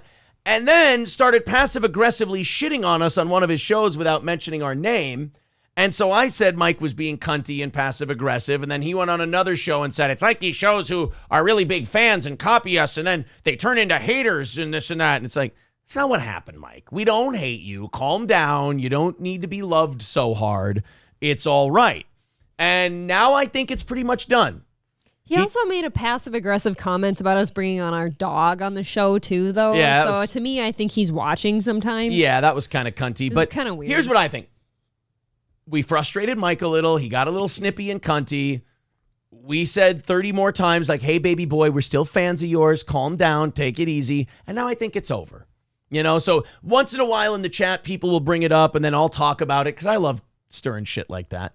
But no, Mike's cool. We're cool. I like Mike's show. He doesn't like anybody. That's the way I prefer to keep it. Thank you to Balls Deep for the 1013. Squirrel Boy Q with 10. He goes, here's the ransom, Aaron. Now please let my family go. That is not true. Don't listen to him. Give him back his family. We don't need more kids here. And also $5 from Jeff. Thank you very much, Jeff. So now we are, I believe, $10 ahead of tomorrow's show. So thank you guys very much for that. Let's stop giving money. Oh, there's Ryobi with $5. Oh, there's nobody with $5. He says, don't read this. Wife is nearby. All right. God, Aaron, read the message first. Didn't say anything. Anything at all. All right, guys, that's enough. No more money for this show. We made our money tonight. We are happy as clams over here. Speaking of clams, a lesbian bar is shut down 1 week after opening. Oh, bummer. Because they weren't woke enough. Now, here you go. Here's a get woke, go broke thing. Wow, it really is becoming true. You cannot say that you're okay with certain things anymore because it's never okay enough. Right. Don't try to make the whole angle of your business that you're an ally, because then all they're going to do is they're going to try really hard to hold you accountable for being an ally. Yeah. And they're going to make you like be 3, 4, 5 times the ally. No, it's like, oh no, how okay are you with us and everything we do and all our parts and I've things. checked your Twitter from 10 years ago, and you said the gay F word one time, and I'm just wondering if that's who you represent. Is that who you really are? Low-key Wolf Whisperer says, salute to those who donated to the show. Y'all the realest. Hey, it's always nice when once in a while a VIP comes and bails us out, and that's what happened tonight, and that's really awesome. Thank you, guys. Thank you. Aaron, somebody said something very funny. Why does Aaron keep looking up talking about Red Bar? I don't know. If I do that, maybe because I'm thinking. I'm thinking about you know why? Because my heart's Or is he like not the in it. Lord to you? You're just Maybe looking that's up it. at the stars? I'm looking up to Mike David. You know, he's what, 4 or 5 years older than I am? Dude, he's got to be older than that. Oh, is he? Maybe 5, 6, 10? 7, 10 years older than me? Either way. At least. She's my age. You know, it broke my heart when he and Kumia fought because, you know, I listened to Opie and Anthony my whole life. Yeah. And then I've liked Red Bar for a while. And then when those two had a falling out, I was like, well, you want to know something? I think Jules turns 30 this year. I believe he is 18 years older than her, so he's at least 48 or 40-something. Wow. Yeah. Nate says, I'll go VIP when that new logo gets printed. Now, see, I got a comment from Cambodian River Pig. Guys. Cambodian River Pig, who I respect very much as well. He says the new logo, I don't know. I'm not sure about the new logo. I think it's kind of simple, but that's why we liked it. Was because it was very simple. It looks very grown up. It looks like it literally looks like Pulp Fiction Tarantino shit, which just was happenstance. It was very cool. Indoctrinate says cool logo, cool show logo, the new one on the previews. He means this one. Right. I do like that a lot. It's cool. Yeah. I like this one too, but as somebody else pointed out, very clip arty looking. Yeah, it's clip art. I heard clip art and now I can't unhear it and it's bothering me. I can't wait to text Corey tonight about that Josh Denny thing. You don't need to make that a big deal though, because that might make it worse for him. You should just let him know, like, hey, this. Well, that's Josh all I mean. said this stuff. No. I'm not going to shit on anybody. Okay. I'm just going to be like, Josh is going on shows shitting on Steel Toe. Just want to let you know your so-called friend doesn't think much about the show you're on. He's going to pull a "we were never friends," Corey. I think Corey's a bigger name than him, and maybe he's trying to get a little rub off for Corey's him. accomplished more in his career. I know. But at any rate. That album alone probably has done more. Of course. Nate says, you trust a guy named Cambodian River Pig. I like the guy. He's gotten our show's name out there quite a bit with the Red Bar crowd. The reason some Red Bar people have come to this show is because of Cambodian River Pig. I mean, it's another reason why a lot of Red Bar fans want to kill me, but that's fine. I'm also trying to trust my nut, and when I see something good that I came up with, I'm trying to keep it that way. Orange Boy says, April, ask yourself which logo looks good on a business card. And I think it's the new one. Dude, I think they're both smoking, but that would be pretty sweet. I think that looks better on a business card. It's very to the point. Jay says, I don't like people named Corey. That's very bigoted of you, sir. Give Wednesday mornings a chance. But don't you understand that sometimes there's just people with a certain name and they're all that same way? Yeah. Like for me, any Carly I've ever met, every Carly ever has the same kind of nasty personality. Every single one. Black Why? Ornament says, everyone tag Corey to get a Josh feud going. JK, kind of. I don't really feel any heat from a Josh Denny feud. I don't know where he'd go to talk about us that would get any traction. Like, you don't see any Chrissy Marr fans in here tonight, do you? No. It was one of our fans who go, ooh, I got some snitching to do for you. Here you go, boss. So I don't know. It's just not that big of a deal, I guess. April, Nate does point out April is really stressing about this logo. Dude, she really is. Think about it this way. This is our company. This is our living here. And if this thing's going to keep growing, I want it to be something that people like looking at because it is our brand and it's my responsibility. I want it to be good. That's it. I'm just the Jewish guy who writes the checks. I write the checks. So, oh, that's right. You do. See, I'm so Jewish, I don't even write those. I just sign them. Wait, do I sign them? No, you don't. Fuck. Are you allowed to sign them? You told me so. You told me to sign them. Sorry to anybody who gets a canceled prize check from the show. They Oh, no, we do never that all have. through Venmo, PayPal and Venmo now, don't we? Yeah. We're good. Let's talk about the lesbos trying to have a gay bar. Doc Marie's should have been Doc Martens if it's a lesbian Yeah, what bar. the fuck? How do you miss that one? How do you open a lesbian bar and you go Doc Marie's? You're sitting there. That's like you're going to eat pussy and you end up with a tongue full of asshole. How do you miss the sweet spot by that much? Doc Martens, lesbian shoes. Ba-dow. Right. I only wear my Doc Martens when I'm going to lesbian bars. Right. Whenever April's going to motorboat and suck on some pussy lips, she wears her Doc Martens. There's an anti-slip coating on the bottom of my boots. That's why whenever she puts on Doc Martens, I grab her by the hair and I pull her back in the house. No. Yeah. I slipped out once. What's the show where, or what's the movie where he grabs his wife? Oh, no, it's not his wife. It's his sister, American History X. I grab you like you're Davina and I pull you back and I shove roast beef in your mouth.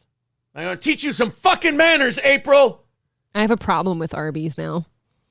You think I'm going to sit here while some tries to fuck my mother? No way, Murray. Not in this house. Not while I'm still here. I'll cut your nose off and shove it up your fucking ass. Dude, wasn't that so fucking brutal to watch? Dude, honestly. That was like, I felt dirty watching it. It's one of my favorite scenes in any movie when he just goes the fuck off on Murray and goes like full like white supremacist on him. You're like, Jesus Christ, dude.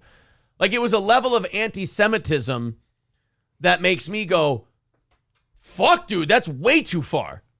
You need to tone it down a little bit. I mean, yeah, he's trying to fuck your mom, but like your dad's been dead for a minute. Like, let her get some dick, brother.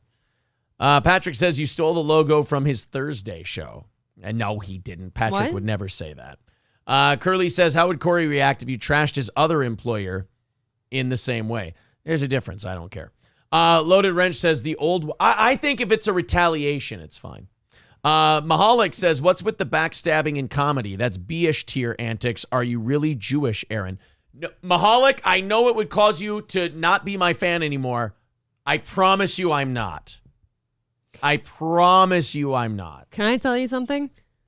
Like, I see Loaded Wrench's comment here. Like, I'm not totally sold on changing this logo. Really? Loaded Wrench says the old one is very recognizable. Look, we got time. That's all I'll say. We got time on our side. I like the old one. New one means new merch. Well, we'll do that in time if we did that. We can't roll out another new one right now. I think I can't do that. Oh, and Mahalik says, what's with the backstabbing in comedy? These guys are, like, comedians are, you have to understand, they are severely mentally damaged people. Something very traumatic happened either in their upbringing or their upbringing was irregular. And to the man and to the woman, something is fucked up with them. And it causes them to not be able to have like normal patterns of behavior. Like you can ask April, I know how to turn the showmanship on and turn it off. I know how to turn this off and go be, myself. A regular old schlub. Right. Hosting the show, it's like pro wrestling. It's me with the volume turned up and me with the the attitude turned up. Sure. But these comedians, I mean, every single one I've ever met and been around for a long time, you're just kind of like, they just slowly slip into this stereotype, unfortunately. All right. Thank you very much to Adam for the $19.99 super chat. Thank you. I got to put that towards tomorrow, though, guys. You guys are being way too generous this evening. You guys are $35 ahead for tomorrow. Aaron, it's a lesbian version of a dad joke. Marie is the feminine of Martin. Oh, very good. See, I'm learning all kinds of things about Okay. lesbians. Low-key Wolf Whisperer says, how could you go from dad to that? Aren't you ashamed? Can you imagine if he was this asshole all the time? Nate says, Aaron, who are the worst comics you know, like the absolute worst scumbags? Like that I know personally, ones I've met.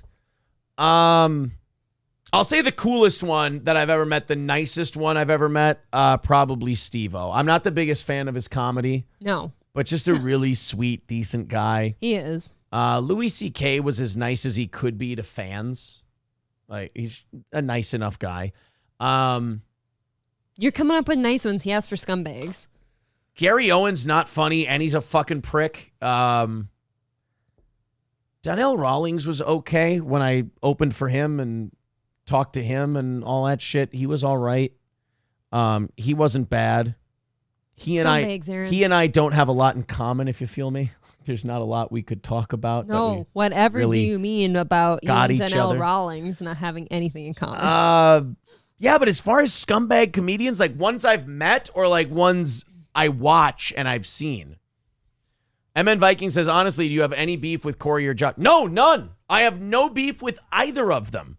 I just hear someone talk shit about me on a show, and then I go, the radio guy in me comes out, and I go, well, fuck it, let's bury this guy. Like, if it's somebody I'm doing better than, I have no problem just using my weight and leaning on them. I have no problem with that, because usually people bring you up out of nowhere because they need the rub. And, he needs the rub. Nate says, comics that you've met. I mean, I've met a lot of guys, but guys you probably haven't heard of. Really? See, I haven't met a lot of scumbags. A lot of the comedians I've met are incredibly nice people. When I say comedians have fucking mental problems and they're psychotic, I'm talking about the ones who are like, they're road comics. They haven't made it yet. The fake it till you make it type people. I'm sorry to disappoint you, Nate. I don't have any really shitty ones. Jim Florentine, I hung out and drank with after I did time on his show. He was fucking cool, man. He was really awesome, really nice to me. He bought me drinks. He wanted me to hang around. I'm like, no, I'm going to get a DUI if you buy me any more drinks. Jim Florentine is a remarkably nice guy. Louis Anderson, talked to him once. Super nice guy. I can't think of any assholes other than Gary Owen, and nobody really knows who he is.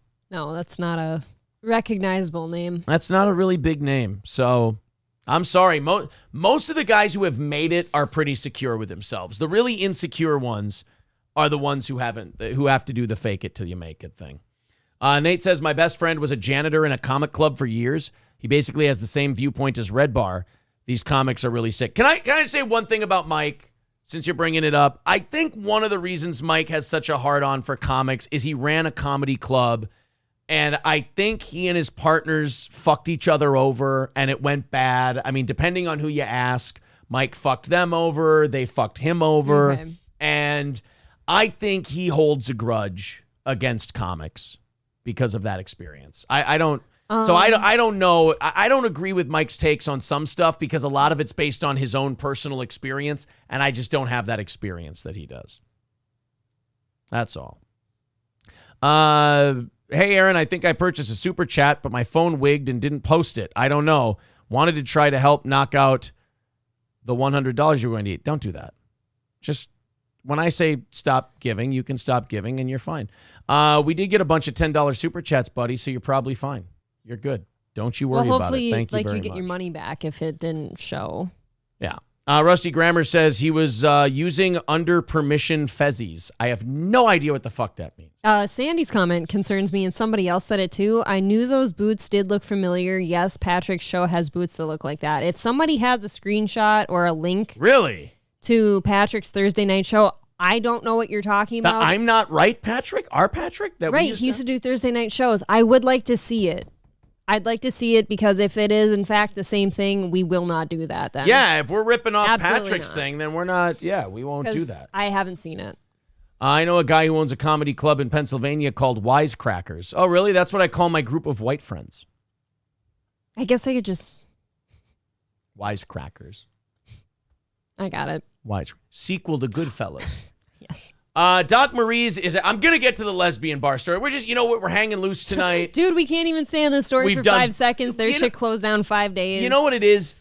We came out a firing, and there were a bunch of people here going, I want to see the DSP thing. We got Dave Chappelle, Bobby Lee, DSP, and then the Josh Denny news broke and all that, although, it's kind of a big drop-off. The news broke? Yeah, that he mentioned us. I always like getting mentioned.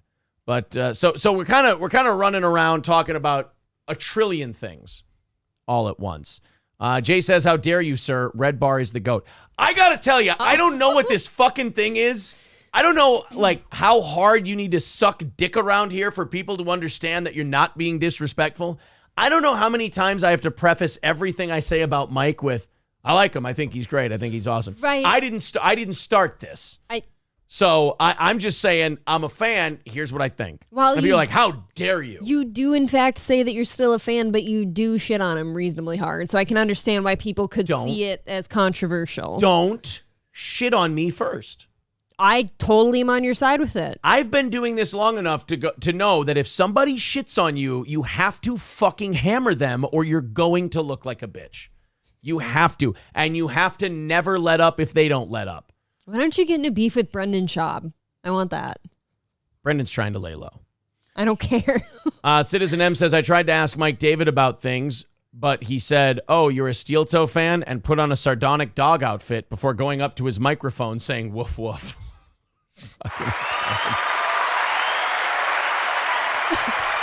Thank you very much for that, sir. I can't believe he would do something like that. That's incredible. All right. Can we get back to the fish-eating fucking lesbian bar, please? How long before Mike David has a steel-toe boot on his desk and he lights it on fire? That would be fucking hilarious. I bet he I does. would love that. I would love that. I would play that on the show Give a it some million time. times. Give it I would time. if Mike David burns a steel-toe boot on his desk and calls me the gay F word. Takes a shot. I would stop talking about him and I would say, you know what? Bravo. That's pretty good. Oh. Doc Marie's is a lesbian bar that opened on July 1st of this year with the hope of bringing more inclusivity to the city of Portland. How the fuck can you be more inclusive than Portland? I'm pretty sure they cut babies' dicks off if they wah in a feminine voice. They make them trans. I don't know how you can be more inclusive in Portland. Hey, we're a lesbian bar that lets trans women eat trans men's pussies. We're about the most inclusive thing you could possibly be. I think Portland's city limit sign actually says, welcome to the inclusive city of Portland. It just says, welcome to Thunderdome, motherfucker. There are no rules here. Welcome. Rainbow colored. I believe they renamed it this month, Sodom and Gomorrah. That's how inclusive they are. Whoa. But just 1 week after the lesbian bar's grand opening, they were forced to shut down because of complaints that the bar was not a safe space. Similar to the story that was written a few weeks ago about the queer-owned cafe in Philadelphia, Mina's Cafe. We talked about them. We've got a video about that one. Doc Marie's was cannibalized by their own woke mob. The crowd on opening day was huge. One woman said that the line for entry on opening night was wrapped around the block, with literally 200 lesbians waiting to get in. And nobody brought a football? Can't wait till they all sync up. Got 200 lesbians waiting outside a gay bar. Nobody wanted to throw the pigskin around. Dude, that's why that place is unsafe. If they all sync up, you're in a lot of trouble. Their favorite song to play, Michael Jackson, Blood on the Dance Floor. Oh, God. But the excitement about a new progressive hangout dissipated quickly. Why? Because somebody probably misgendered a fucking dog. Within days, Doc Marie's found itself on the receiving end of accusations of not being inclusive enough for trans people and people of color. Despite mask mandates being lifted in Portland, patrons accused the bar of not implementing enough COVID safety measures. It's almost like you built a bar that welcomed all the mentally ill, fucking unhappy dredges of society, and they ended up swallowing you whole. How many times are you people going to try this before you realize it's a giant waste of your fucking time and money? How about for a second, are you not surprised that it was actually about COVID and not because somebody didn't include them enough? No, because I totally believe that people in Portland are still obsessed about COVID. You know what they're obsessed about? Anything they can fucking complain about. because they're miserable, they're unhappy, and they are terrified of mirrors. So they have to look outward for what's making them miserable now. Patrons also claimed that Doc Marie's had culturally appropriative art on the walls. Yeah, they like had a hetero couple? No, it was a picture of Dolomite.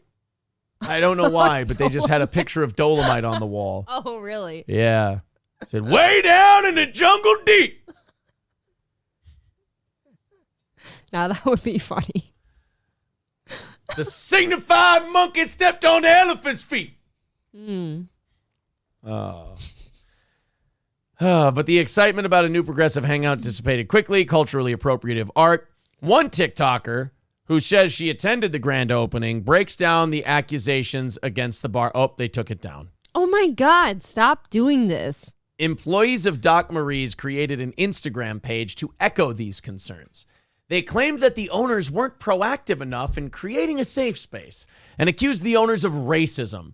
The employees also demanded that the bar host free opportunities for education for the community. And yeah, you know, when you're a new bar, you know what you really want to see on a lot of different shit? What's that, Aaron? Free. Free. Yeah. You want to give away a lot of shit if you're doing that. God damn it. Of course, there was a Marie Equi Workers Collective. Of course, their workers formed a collective. Because why not? Oh, my God. It seems to work for everyone else. I love when these little instances of communism pop up in different places and they all fail spectacularly and they never cease to believe in it. I'd love an update on that coffee shop, because last we heard those two were trying to get up enough money to pay it off to give it to them as a collective, were they not? Yes. If communism were Christmas, it would be like if every time Santa came down the chimney, you got excited that he was going to give you prizes, but every time he just fucked your dog to death. Oh. And then you were like, whoa, oh my God, that's horrifying. And it's like, yes, that's what he does every time. Why is this surprising you? Santa communism is coming down the chimney. Maybe he'll leave us equality this time. And all of a sudden you just hear, ar, ar, ar, ar, ar. That's your dog getting raped in the ass by Santa because you thought it was going to be different this time. Even though it's the same guy with the same bloody dick and the same sack of problems. Lock your dogs up. Chastity belts for all. Roger Dodger says, Aaron, Portland just ran out of blue hair dye and tissues. Somebody make a fucking run again, please. I heard purple was in now. This is why Steel Toe would never do a comedy show in Portland. They would get run out of town for humor. I like my Christmas communism juxtaposition. I think we would burst into flames. Jay says, is this show part of the Daywave Nightwave franchise? I fucking wish, man. Wait, who said that? That's from Jay. Now, Jay, are you not a Merchant Royce guy, or are you a Merchant Royce? We are big fans. Royce has been on our show before. Listen, we're just the little guys paying homage to the big guys. But let me tell you something. If Royce wants to make an offer to buy out Steel Toe and have us go to work for him, I'm not against it. Not against it, my friend. So, yeah. That's so interesting. I've heard you talk about that a lot lately. Are we part of the Daywave Nightwave franchise? No, we are not. But big fans, respect to both Royce and Mike Sheely, Mersh. Return Trip says, I'm going to open a pro-capitalism, pro-choice, pro-gun bar in Portland. Wish me luck. Well, I hope you have fire insurance. I feel like you'll be dead before tomorrow. I hope you have trans stab insurance. That's going to be an important one as well. All right, you want to hear the workers' demands and whatnot? Always. This is from the Lesbian bar that opened in Portland and 5 days later had to close because they weren't gay enough. Can never be quite gay enough. Never be gay enough. Always go full gay. We, the Marie Equi Workers Collective, hereafter MEWC, of course, Muke, are composed of the current employees of Doc Marie's. We only speak for ourselves, not of ownership of the bar, Donk Brands LLC. This is the only social media account affiliated with the Muke. We felt misled about the space being safe and welcoming.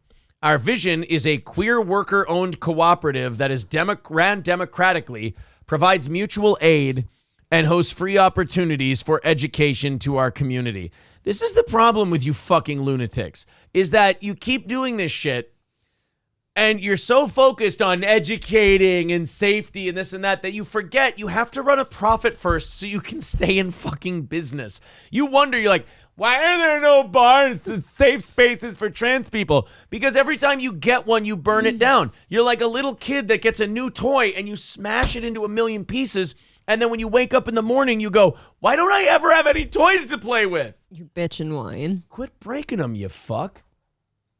Quit it. Dude, this is comedy, though. That shit is funny. Right. Honest to God, they believe in that. Right. When I say quit it, I don't mean quit it. I want you to keep doing this. It's fucking phenomenal. Donk brands. Donk brands, bro. Yesterday, we presented a list of demands, including owner resignation and relinquishing stake to the workers. So the workers basically told the owners of the bar, give us your bar or we're leaving. But didn't you guys just run this shit into the ground? Nosedive? They had an opening night with 200 lesbians, pockets full of money, raring to go. You just had to ride that out and make a shitload of money right off the jump. Mm-hmm. And instead your workers go, excuse me, we've been open for 2 days. You should give up your business to us and make it a true communist collective. What? So wait a minute, we just spend all the money to develop this, open it up, and now we just give it to you? Yeah, well, why wouldn't you do that? Because we can't afford to. And how are you going to pay for it? Oh. Pumice Stone nails it. He says they wanted to stage a coup. Yesterday, we presented a list of demands, including owner resignation and relinquishing stake to workers, which as of 7 p.m., July 4th, had not been acknowledged because they were on vacation for the 4th of July. Right, that is a national holiday. They don't celebrate it in Portland. They don't have any independence there. No. Have not been acknowledged despite being past the agreed upon 24-hour deadline. Just 5 days after opening, the bar announced on July 6th that they had to close temporarily in order to address the cries from the woke mob for a safe and inclusive space. We hear you, and we are taking steps to ensure that we can carry out our mission of being a proud, safe, and inclusive space for our community. So what? You can only hang set photos from Will and Grace up in the bar now? Yes. I think that's it. We will be posting updates on our action plan shortly, as well as a timeline for reopening. Oh, boy. Good luck. Surrendering to the woke mob doesn't appear to be working out in Doc Marie's favor, as the bar remains closed with no public plan to reopen. Oh. Do you think they'll ever get the message about this shit? Ever? I think the people who have gotten the message have gotten it, and there will be people who will think that, well, they're the ones who finally know how to do it right, just like communism in general. They're the ones who finally know how to do it. They'll take another stab at it. This will happen again. Sure. The people, you guys didn't try it this way yet. Plenty of people are giving up on Portland. Plenty of people are giving up on California, and they're leaving. But the people that they leave behind are the ones who still think this shit can work. So, right. Best of luck. Return Trip says, running a small business in a liberal city sounds great. Yeah, it really is awesome. We've got 3 in a row that are bangers. 3 really awesome stories. I've got Joe Biden telling us he has cancer. Oh, my God. Mike Tyson saying he's going to die soon. What? And Kenneth Copeland busting out into tongues. Our buddy Kenneth Copeland. He's back. You guys remember Kenneth Copeland, don't you? COVID did not get him. No. Our buddy Kenneth Copeland, the inspiration behind this. This banger. It's a great song.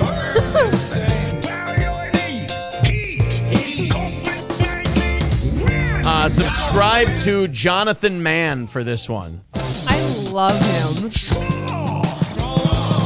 The wind of God, and you'll never be back. Burn this thing. Bow your knee.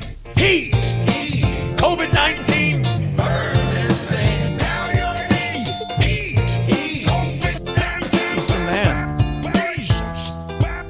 I'm covered in Jesus' blood.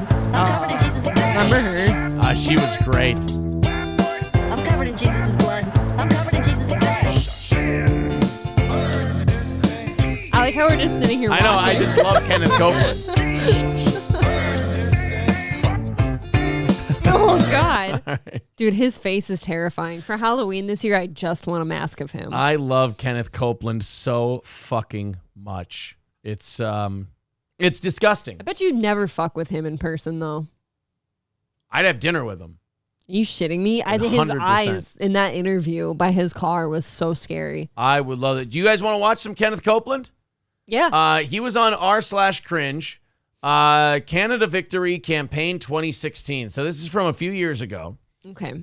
Just got posted on Reddit today. Let's watch a little And Kenny give you a K. chance to raise your income. Oh. Praise God. You missed a place to shout right there that you need to get used to this now. Hey, glory to God. Of course, all of our offerings will go toward the outreaches of Kenneth Copeland Ministries and especially Kenneth Copeland Ministries Canada. I'll get a shitload of fucking money and you people will be the same poor motherfuckers you ever were when you came in here. And it is, and the territories under which the Canadian office is. He's all over the world. I know. With his jet. Chigamo. Uh-oh. Oh, God. Uh-oh. Det är vraiment pas brevet de cinéma que en und genyandos doxisic pukula namen bremenesto stellogla hamalana lelo lendile enkren in. People buy this shit. When these preachers, they think they're being struck by God into speaking some baby talk language. Right. Oh, I swear I've never spoke this in my life. Shing shamala chung chang chong yang vom shing tan yon babla. What did you call me? I called you a fish-smelling cunt in Aramaic. It's offensive. The movement of the Spirit of God. Yeah, that's the other thing. They just move on. Right. What was that supposed to tell us? They go retarded for like 13 seconds, and then they're like, anyway, as I was saying. Can we have subtitles for your fit you're having? Yes. That has been prayed over, called down. I love how everybody's quiet. They're just like, so you're not going to address the fucking weird shit you just said. They're all looking at each other like, I don't. Is this motherfucker just going to pretend that didn't happen? What was the message here? Cried over, died over, sought after. People crying for the lives of other people throughout this entire North American continent, but most especially in these territories. I think he goes off one more these time. Places now we're just watching Kenneth Copeland. in which we sit tonight. Centuries. Oh. People Burn crying and dying, knowing it's coming. Yes. Knowing Who's saying that? that there is a move of God Go ape shit. beyond anything human eyes have ever Did you hear seen. that air conditioning just shut off? I did. Is that him? I think so. Is that on his? I want to go back. Listen to the air conditioning shut off in the play. That there is a move of God beyond anything human eyes have ever seen. God shut it off. God shut off the AC, and that triggered Kenneth Copeland to about go into tongues again here. He's trying to turn up the heat. Yeah. Knowing. Good Lord, it's knowing the devil. it's coming. Prophets have prophesied of it. People have prayed, seeing it in the Spirit. Seeing. Shabadaga. Shloobigadoo. But I'm here to tell you tonight. Anyone else thought his southern accent was so fucked up that he was actually, those first couple words were tongues? I know. But I'm here to tell you tonight. Flippity dop, floopy dop, bloop, blop, bloopy. We are in the first rains of a major flood. Schnick, schnock, snooby knock, give your dog a bone. It has already begun. Flip, flop, flippity doo. Amen. Kim Black too. Now I said that by the Holy Ghost. Now I'm going to say this. This is me talking, all right? But it's Ew. Well, I'm still speaking of the Spirit, but in That's it. We just watched a fucking Kenneth Copeland thing. Come on, Reddit. Thing. Come on, R cringe. Can do better than that. I just wanted to hear him go ape shit and speak in tongues. That wasn't like that. Could have got worse. Balls Deep says you don't cheer for a flood, you dumb fucks. In your pants, you knew. Gee, yeah, you don't. Yeah, Squidfinger says, okay, I'm in. Where do I donate? Wham, bam, shang-a-lang. He's over here talking like Scatman John or something. Yeah. Skibbity-bitty-bop, skoo-bop-doop. Skibbity-bitty-bop-boop-bop-boop. I'm a God, man. Inshallah, fatwa Allah. Wait, what? What the fuck did you just say? Whoa. Copeland should really have his own page on r/cringe. Jay says, bang, bang, band, shabab, shabab. That's the way it should be. Chickadee China, the Chinese chicken. We cheer for the flood of Canada and the West Coast 100%. Oh, that's Amen. true. Schlambing schlaga linksnagrujaj. I'm always worried when I go into that. I'll say the Lord N-word. is speaking through him. I'm just worried an N-bomb will slip out accidentally. Well, if the Lord wants you to Shabalama say it, ding you'll say dong, abacadabra, Allahu Akbar. Kamikaze, Hiroshima, Nagasaki. What the fuck? Ching chong, ding dong, King Kong, ping pong. Walla walla bing bong. Ooh, ee, ooh, ah, ah, ting, tang, walla, walla, bing, bang. Ooh, ee, ooh, ah, ah, ting, ting, walla, walla, bing, bang. He just starts dancing. I told the witch doctor I was in love with you. Inshallah, Allah, shamalama, 9/11, ding dong, says Carlos. See, I can speak in tongues too. And it's the Lord speaking through you. Flim flam, M. Night Shyamalan, preach prom, poom pom. That was hurtful. Sounds like a kid pretending to speak another language. No, that's exactly what it is. That's exactly what all those preachers pretending to speak in tongues do. If it wasn't that, they would give us subtitles at least. Right. Or be like, oh no, I just said this. Tacos, burrito, quesadillas, se habla español. Supremo. Chinese, Vietnamese, Chuck E. Cheese, we too low, bang ding ow. You're like way too happy. Breathe in, breathe out, sleeping all night with the windows down. That's just a Craig Morgan song, you fucking idiot. What are you doing? Farmer Friend said that in The Water Boy, you fucking asshole. Did you see that Captain Insano is going to make a return to wrestling? I showed you that, right? Yeah, you did. Paul White, the Big Show. How old is this guy? He works for AEW now, and he talked to the people who made The Water Boy, and they're going to allow him to bring back Captain Insano for some special appearances. Okay. I think that's pretty fun. Fucking awesome. Death Proof says, I'm going to be sad when YouTube finally notices you. That is Don't say that. That is the greatest compliment a new fan or an old fan can give us. And you better be careful because I think we're pushing, 3,700 already? Yeah, we are. We're going to be up near 5,000 in a month or two. So you better, I don't know. Growing subscribers pretty quick. You'd better hope to God they don't notice us. A lot more of our videos are only partially monetized rather than full. So I think they're starting to take a little bit of notice. The sign language interpreter would off herself mid-service, says Carlos. All right. Dude, they are annoying, though. Let's watch some Joe Biden. Joe Biden wanted to give us a message about his hometown of, I think, is he from Delaware? Or Scranton, Pennsylvania. Scranton. One of the two. He wants to tell you about Scranton. You know, the only thing I know about Scranton, Pennsylvania, April, is that there ain't no party like a Scranton party because a Scranton party don't stop. That's what I've heard. And who did you hear that from? Fuck. Who'd you hear it from? I don't remember. I'll give you a hint. The Office? I'll give you a hint. There was a convention in a hotel, and there was drinking in the hotel room after the convention. And two men were yelling about how a Scranton party don't stop. I know what you're talking about. You already had it.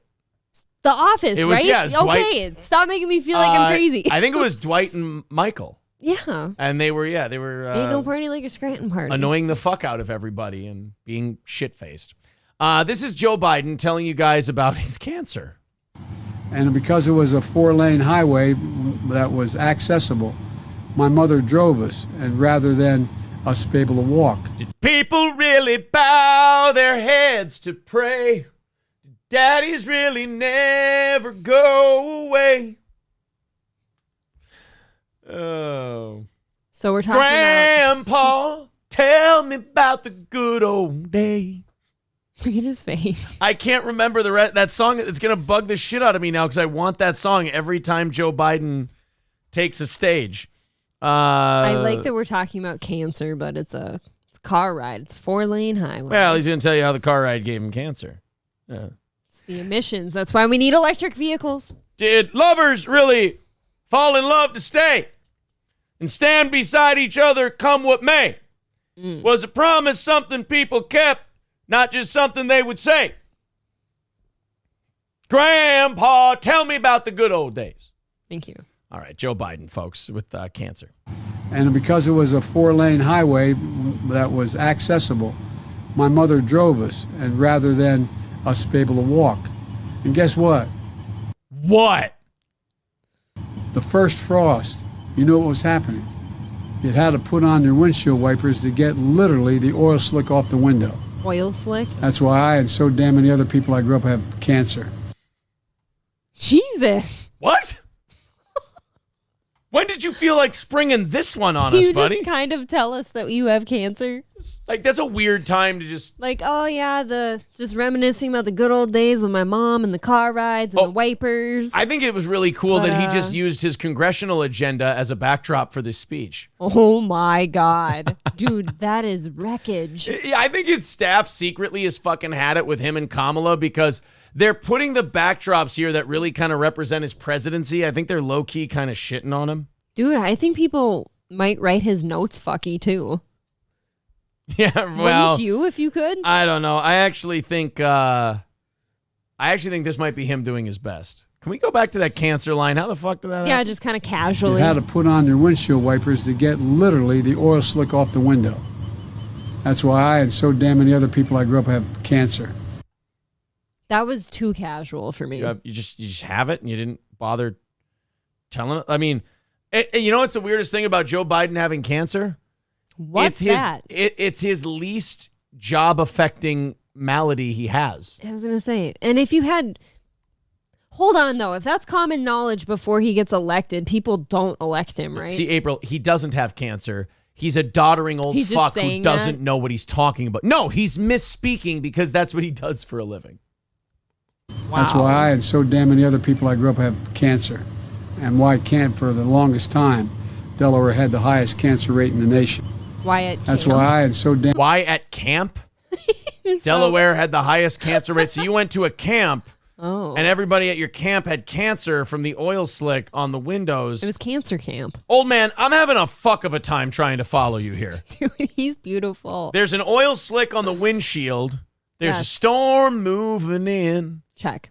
He's getting cancer from somewhere that he never should have been. And the tumors grow. And the tumors grow. That's why I and so damn many other people I grew up have cancer. And why can't, for the longest time, Delaware had the highest cancer rate in the nation. But only at camp? That's pretty good, right? So I mean, if you don't go to the camp, you don't have cancer. Was it a cancer camp? Did they just take the kids who had cancer and isolate them? Only the kids that were on that 4-lane highway. I think you might have been at a sanitarium for tuberculosis. I don't think that you were where you thought you were, sir. I think he was one of them that shouldn't have made it through, but he did. I don't know. That's why I and so damn many other people I grew up have cancer. That would be alarming news to hear that your president has cancer. But the funniest thing about him is he just says shit like that. He doesn't even care to correct himself. That's the weirdest part. Remember, he test drove the F-150, but wasn't really driving. Oh, I do remember that. Corn Pop was driving. Joe Berger says, oil slick of cancer came from where? Yeah, I can't follow the story. There's an oil slick on the windshield. No. But then you have the cancer from the oil slick, but at camp. From the frost. The first frost had oil that would give you cancer. On the windshield. But then you had to go to a camp. For the cancer. For the cancer, which was the highest rate in Delaware.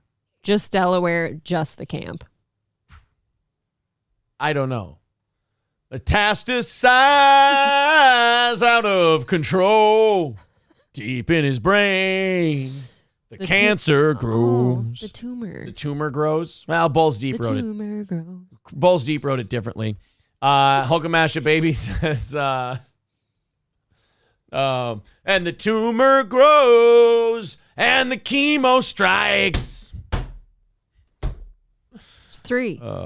Sorry. This isn't Delaware, sir. It's Chernobyl. Oh, I'm sorry. I took a wrong turn at Berlin. My bad. I thought my oatmeal was green. Sir, would you like to make a speech? Yes, I remember when we were driving down the road in Scranton, Pennsylvania. First frost would come, you wipe the oil slick off the window, and the tuna sandwich had a German Shepherd on the Pekingese side of the Spanish mountains, but nobody knew that the watermelon had capers with a wet badge from the aisle 4 of the hardware with where the swimsuits were being gophered. Nailed it. I need a clip of all that just to, get it straight. See, the other day I was a fish and I was swimming around. I was over by the lemonade stand, and the cop told me that Beavis and Butthead weren't going to be where the ostrich was, because where the ostrich lived, there were no burgers with the paper clips on the oven mitts. And when the oh no, keep going. And then after that, after you've been bamboozled by the Grand Poobah from No Ma'am, and then you've seen all the people at the duplex house have all the condoms in their toes when the Wiggles were on PBS at 4:30 when you were watching the Wiggle Worm on the hose of the faucet. And then nobody knew where the eagle had taken the crumpet to camp with the fox. And then it rode off into the sunset on a tennis racket. And that's why Germany football has no license plate for its dog. Make it stop. Thank you. Fool me, can't get fooled again. Wrong president. Jay Santos says, sounds like a Marshall Tucker song. Or a Neil Young song. One of the two. All right, let's... Mike Tyson thinks he's going to die really soon. This is remarkably troubling. You guys want to listen to... I'm worried about Mike. I don't like hearing that. I'm worried about Mike because he smokes a lot of weed, and weed can really help you with depression, but I think it can also make you worse. I think it depends on how your brain works. Speaking from people I've been around, if you are depressed and you smoke a lot, it digs the hole deeper. Okay. So Mike, in order to not be a fucking lunatic, smokes a lot of weed. But I think also it's starting to fuck with his brain because Mike recently was talking to a guy on his podcast, and he said, the guy said, hey, do you think you have any brain damage? He's like, I don't know if I have brain damage. He goes, sometimes I'll be walking around my house and I'll just go like this, and I'll go, hey, why did I just get mad right there? It's like, okay, that's fucking psychotic. I feel like that's he was previously known to authorities kind of a thing. Red flag. But now he's talking about, what do you call it? Mortality. And all that. And here's what Mike Tyson had to say. Even now, money don't mean shit to me. My wife and them, they enjoy making it. That don't mean shit to me. Because, I always tell people they think a lot of money is going to make them happy. They never had a lot of money before. When you have a lot of money, you can't expect nobody to love you. How am I going to love you? How am I going to confess my love to you and you got $500 billion? Mike is still that guy deep. I'm telling you, Mike is still that guy deep down. Like, people think he's changed and he's done all this. I honestly think he's just medicated. Yeah, because he seems that way. The old Mike still comes out, and he still comes out aggressively. Like, how you gonna love me if I like that hopeless, abandoned kid still comes out of Mike Tyson. That's sad. It's just that it's a false sense of security. You believe nothing can happen. You don't believe the banks can crash. You believe that you're invincible when you have a lot of money, which isn't true. His voice is starting to go, too. He's not talking right. Yeah, his speech is starting to go as well. That's what sucks is these guys get out of the ring, and when they get out of the ring, they're like, oh, I'm good. Like, I still talk well. I'm all right. And then give it 5 years. Yeah, one day they're just not good anymore. Give it 15 years. And they're just next thing you know, you sound like Larry Holmes. Ugh, Dude, that's one of the most depressing videos you've shown me. I didn't know Larry Holmes was that bad till we watched his cameo, because I remember 10 years ago I was watching Larry Holmes on something and I'm like, well, he sounds kind of dumb, but he's always sounded dumb. His voice still sounds clear. There's a difference. Then I saw him recently and he was, I was just chatting with Larry Holmes, coming to you from Eastern Pennsylvania. Meanwhile, George Foreman, who's been punched in the head in like 80 professional fights. Hi, everybody there. Big George Foreman here to tell you about my new lean, mean cell phone. It grills your meats and your hot dogs and makes a phone call to your grandma. Like, he's still in Isn't that pitch man funky mode. just how everything affects everyone differently? Yeah, and people say, oh, well, this guy didn't take that many punches. And this George took a lot. Right. I don't know if there's just the aftercare was better or... Right. Mickey just cared a little bit more. Mickey Ward took more punches than any fighter ever. I mean, he just took a bunch of abuse, and he still sounds like Massachusetts trash. Like, he doesn't sound any worse than most people who grew up in Lowell. I'm going to guess I've met some men who really care about taking care of themselves and some that don't at all. So maybe the aftercare was really different. Like, just in 1 year of, like, sparring and a couple amateur fights, you do just get sensitive to stuff. Like I've told April before, and this is probably something I've done before I boxed, but you just kind of notice it once you're getting punched in the head on a semi-regular basis. I'll walk into a room and I'll go to April. I was going to do something. I can't remember what.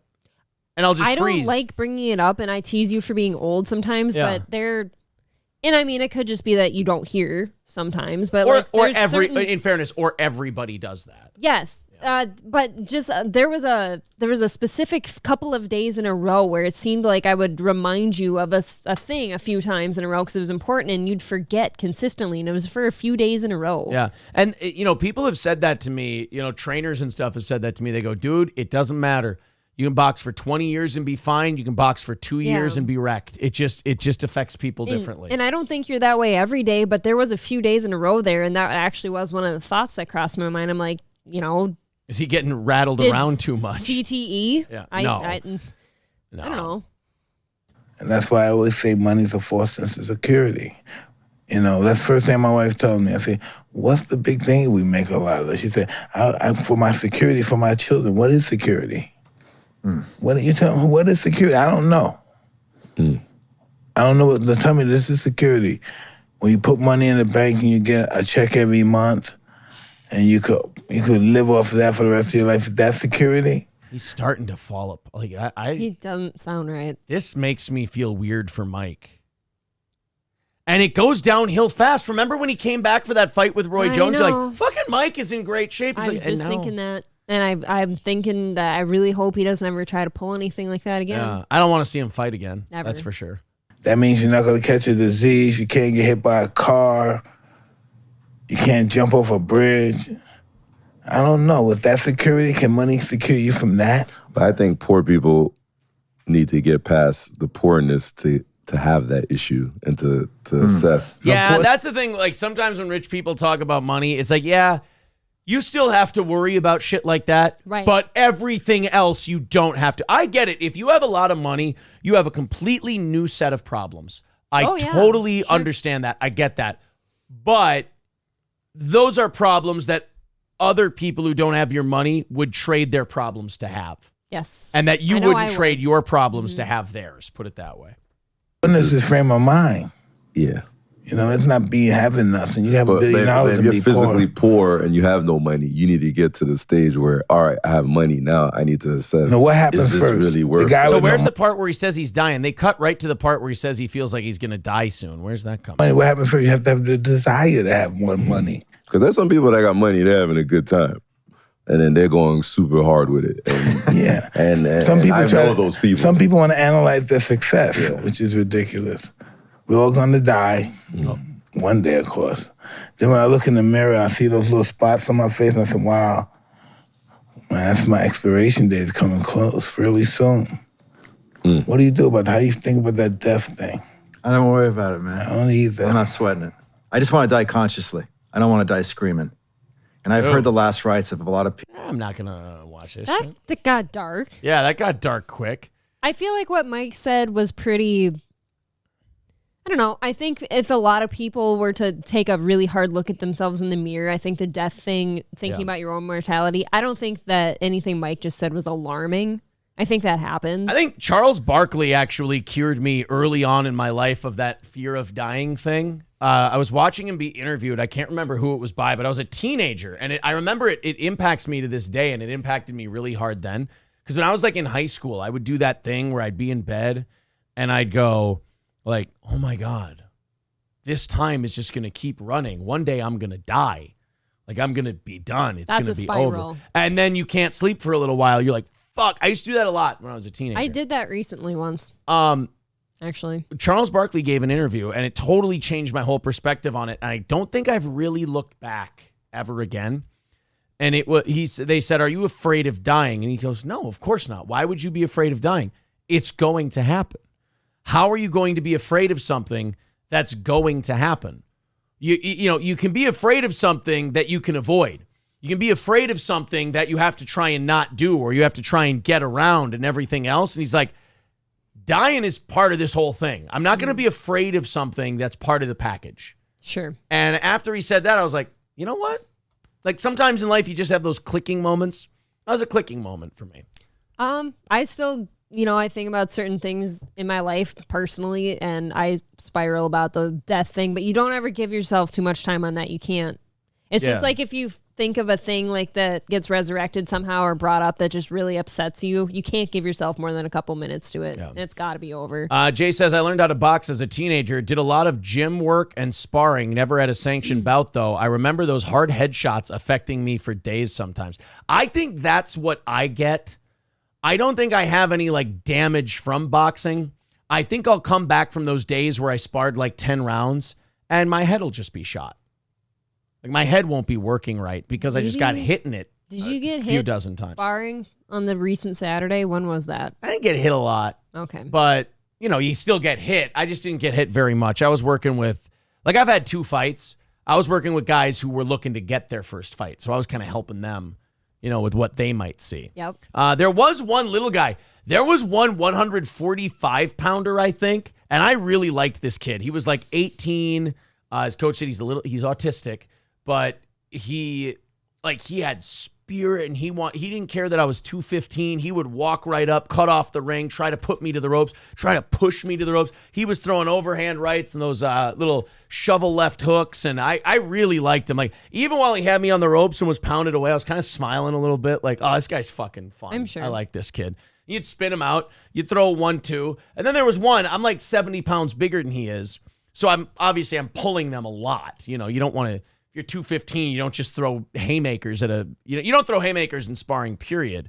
But I threw a 1-2 at him, and I was getting tired. I think it was our 3rd round, and I kind of turned into one a little bit, and I caught him flush, and I stopped and went, oh, shit, man, I'm sorry. And this 18-year-old kid, 140 pounds, just goes, don't be sorry, it's what we're fucking here to do. And he just goes, puts me right to the ropes. I'm like, I fucking love this kid. I'm like, I just sat here and I popped him with one. And he goes, nope, we're going to the ropes now. And he starts throwing to the body. I'm like, that's just called spirit. Pretty fucking cool. I told his coach, because they all came down from Hutchinson. I told his coach, I go, keep working with this kid, man, because he's got the one thing you can't teach, and that's no stage fright. Yeah. Like he gets in there and he's ready to hit and be hit. That's pretty cool. At least for me, that needs to be taught for a while. Well, we got about 10, 12 minutes, and we got a couple stories here that we can go to. First of all, I want to thank the audience. $35 ahead for today. That's going to put us at $365 for tomorrow morning. Thank you guys very much. Ladies Man says, you ain't 215. You're easily 230 with those titties. The last time I stepped on a scale today, I was at 217 in the middle of the day. So I'm still going with 215. You weigh very much. 98 pounds more than I do today. Thank you very much. All right, let's boy, I never saw the Denny clip or anything. Nobody grabbed it, so I'm guessing nobody saw it and it just wasn't a thing. It was on a live stream, so I don't know if you can. You can, yeah. Can you really? Yeah, but okay. I just think nobody listens or gives a shit. That one guy just happened to be listening. Yeah, that one guy who's a fan of ours just happened to be checking it out. It's sad. I forgot about it till you brought it up. Yeah. Brad Pitt, I guess, caught a bunch of shit today because he wore a skirt to a premiere. This is kind of like that, what's the singer's name who dresses like a chick all the time? The guy Harry Styles. Harry Styles will put a dress on, or he'll put like a romper on, and he'll dress like he'll dress like a lady during some of his shows. And I remember when it first happened, he was like, he got made fun of for it, and then he went on Vanity Fair with a dress on, and he goes, like, this is cool, this is that, and people are like, oh, fuck him, he's a piece of shit, I can't believe. And I'm sitting here, I was on radio at the time, and when people were asking me what's my take on the Harry Styles thing, I was like, I can't think of anything more boring to talk about. Harry Styles in one ear, out the other. Right. I don't Harry care. Harry Styles likes to wear a dress. Okay, cool. More power to you. I'm not going to throw a parade for you. I'm not going to shit on you. You like to wear dresses. I like to wear shorts. I see it as the same fucking thing. I don't care what other people wear. So Brad Pitt apparently showed up in like a kilt skirt kind of a thing. Oh, that's not even as cool as a kilt. Yeah, to the premiere of Bullet Train, which I guess is his new movie. And people are like, what the fuck is Brad Pitt wearing? Can I tell you what Brad Pitt's wearing? Brad Pitt's wearing what a man worth $100 million and not a care in the world wears. Yeah, that's what he's wearing. He's probably stoned off his ass. Probably got some nice air down on his business. Oh, yeah. He's got some wind on his 52-year-old nuts. Air him out. He's probably drunk. He's probably high, and he's just like wearing a fucking skirt today. Kind of reminds me, that just looks like something Johnny Depp would do. And they're like the same age now. Nah, I'm thinking it's more. I was thinking more Matthew McConaughey. Oh, no. I gotta disagree with you there. That's right, fellas. If you're wearing pants, shorts, or any other traditional male article of clothing, you are now more of a man than Brad Pitt. The former masculine heartthrob was attending a screening of his upcoming film Bullet Train in Berlin when he stepped onto the red carpet sporting a brown knee-length lady's skirt with combat boots. There's Brad's legs. Look at the material of the skirt. That looks like fucking burlap. He's wearing a burlap skirt. Oh my God. Fuck it. Who cares? Go for it. You're Brad Pitt, for God's sake. When asked about the skirt, Pitt laughed and said it was hot, and he wore it for the breeze. I told you. Did it? Oh. Wanted to have it on his nutsack, that's all.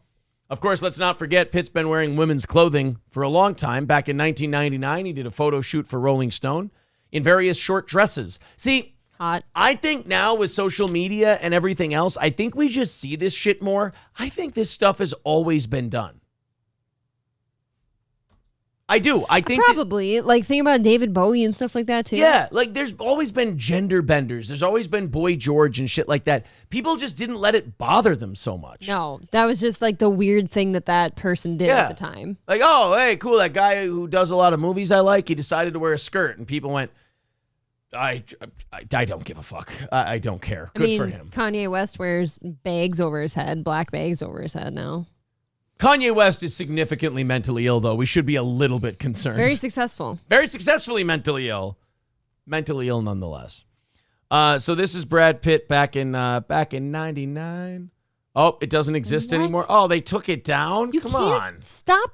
Guys, stop taking down funny tweets of Brad Pitt in dresses. Oh really lets us down. Yeah, okay, what is that? Also, he famously predicted men would be wearing more skirts in the future while promoting Troy. Behold, government officials Rachel Levine and Sam Brinton. Oh, that is funny. That's Rachel Levine. You've seen her before, right? Yep. That's the HHS Admiral or whatever. This is the person who's in charge of our nuclear waste. Do you know about that? Don't tell me that. Yeah.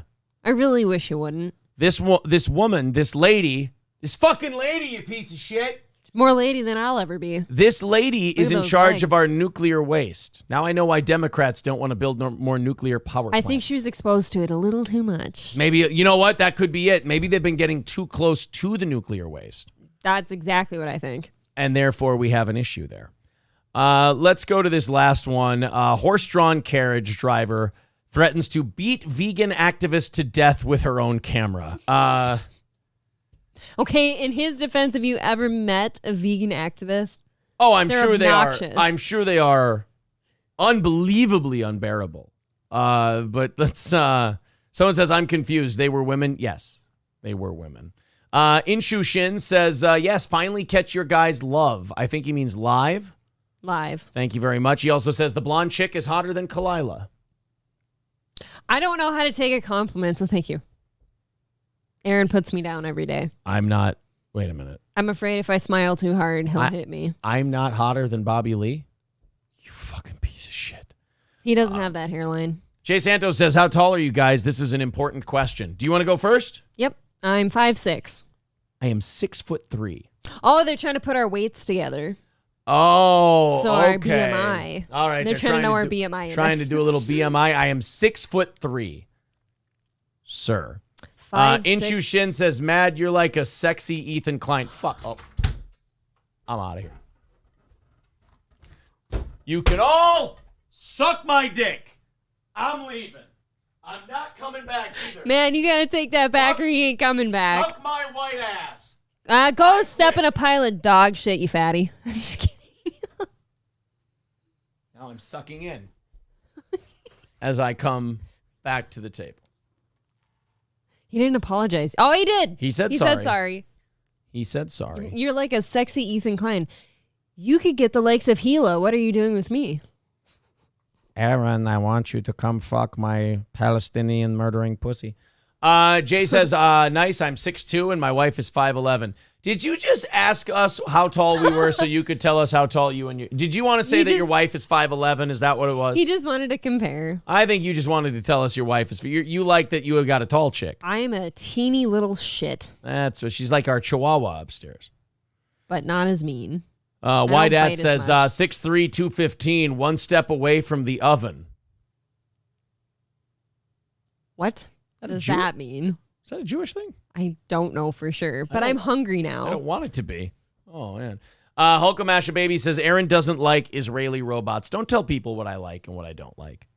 You have no idea. What do you like, Aaron? Well, were they lightning bolt boots?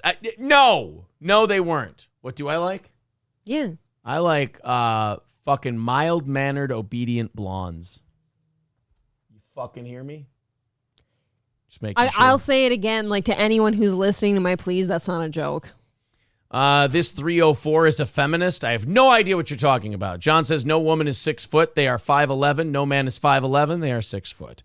Pumice Stone says she poops on the floor too. You'd better not. You leave the weirdest, streakiest turds. I've never pooped on the floor. What? Oh, just the oddest. You, for a fact, don't even know that I poop unless I told you.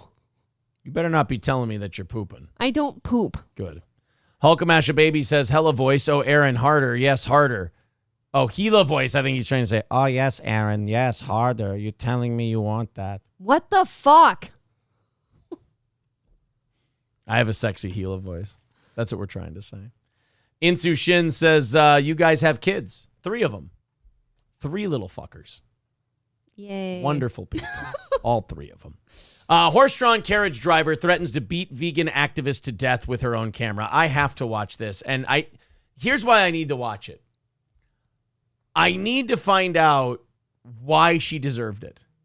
She's vegan and being an activist. I don't doubt that she deserved it. I just need to see why. I want to say that if you become an activist, that means you're doing things publicly. And so if she's a vegan activist, that means she's preaching veganism, and I will not have it. Well, I got a 30-second ad that's got to play here from LAD Bible. So before we get to this, I want to thank everybody who chipped in so generously to this show tonight, became VIPs, whatever the case was. We're looking good for the week. We also are $35 ahead of tomorrow's goal. Thank you guys so much. So thank you for that. We've also crossed over 3,640 subscribers on our way to 3,650. So if you guys want to subscribe to this channel, thank you very much. Here we go. I hope you're not filming my child. No. Filming these children. Oh. I'll beat you to death with your camera, right?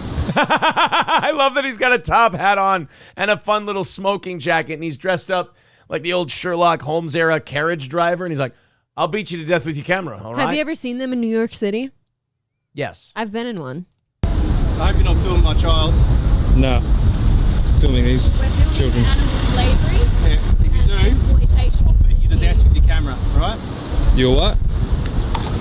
You film my child? Do you film my child? No. We're filming animal slavery and exploitation. I really don't care about you. We're filming this. I really don't care about you. He looks like the guy who was in his garbage can pool having a drink earlier. He was my favorite. I love that guy. I want to adopt him. Why are you so aggressive, Pete? Yeah, but they're slaves. It doesn't matter how well they're kept, therefore. They're enslaved. Oh my God. And they're used as vehicles. It's disgusting. Right, because they're really good at it. I mean, that's all there is to it. I've had horses. I grew up with 4 of them. Those horses right there were well kept. They're cared for, and that's what they're good at. They need a purpose in life, and that is it. See, to me, I think when these activists, like, I don't even think you should give them the time of day. I think when they say shit like, oh, they're animal slaves, they're like, yes, they are. Now, excuse me and my slaves have to go pick some people up. That's it. The only way you can but the thing is, horses have been used for transportation for fucking ever. They've been slaves for a long time. Keep them that way. And you know what? People treat them like they're cars. They treat them well so that they keep running. Yeah. All right, guys, that's going to do it for tonight. You got your half hour of overtime because you were so goddamn supportive and generous. We do appreciate that. Go watch Mersh over on Nightwave or go watch something like that, or, go watch some old Steel Toe videos. I'm going to put a new one up tonight.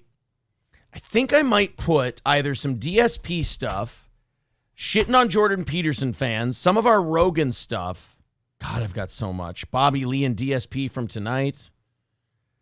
Boy, I don't know. Pick a good one. I got like 10. Rusty out of nowhere is like sticking up for his wife. Did somebody threaten that his wife I don't know. wasn't I think hot? Everybody just wants to talk about their wives all of a sudden. My wife is a 10. Any city, any country, come fight me. Well, to put Brendan's stupid stuff. Do we have any? We just put Brendan's stuff up a couple of days ago. I don't think I have any new Brendan stuff for you. Just new Bobby Lee for you. But check it out. We'll put more. Black Ornament says, Mike David just said Aaron Imholt robbed Heather Lee. Yes, that's exactly what Mike David said. Yeah, I'm sure. All right, guys, we will talk to you tomorrow morning. April and I will be on at 6 o'clock Central Time in the morning. April, thank you very much. Thanks for the beating. Back again tomorrow, everybody. Later.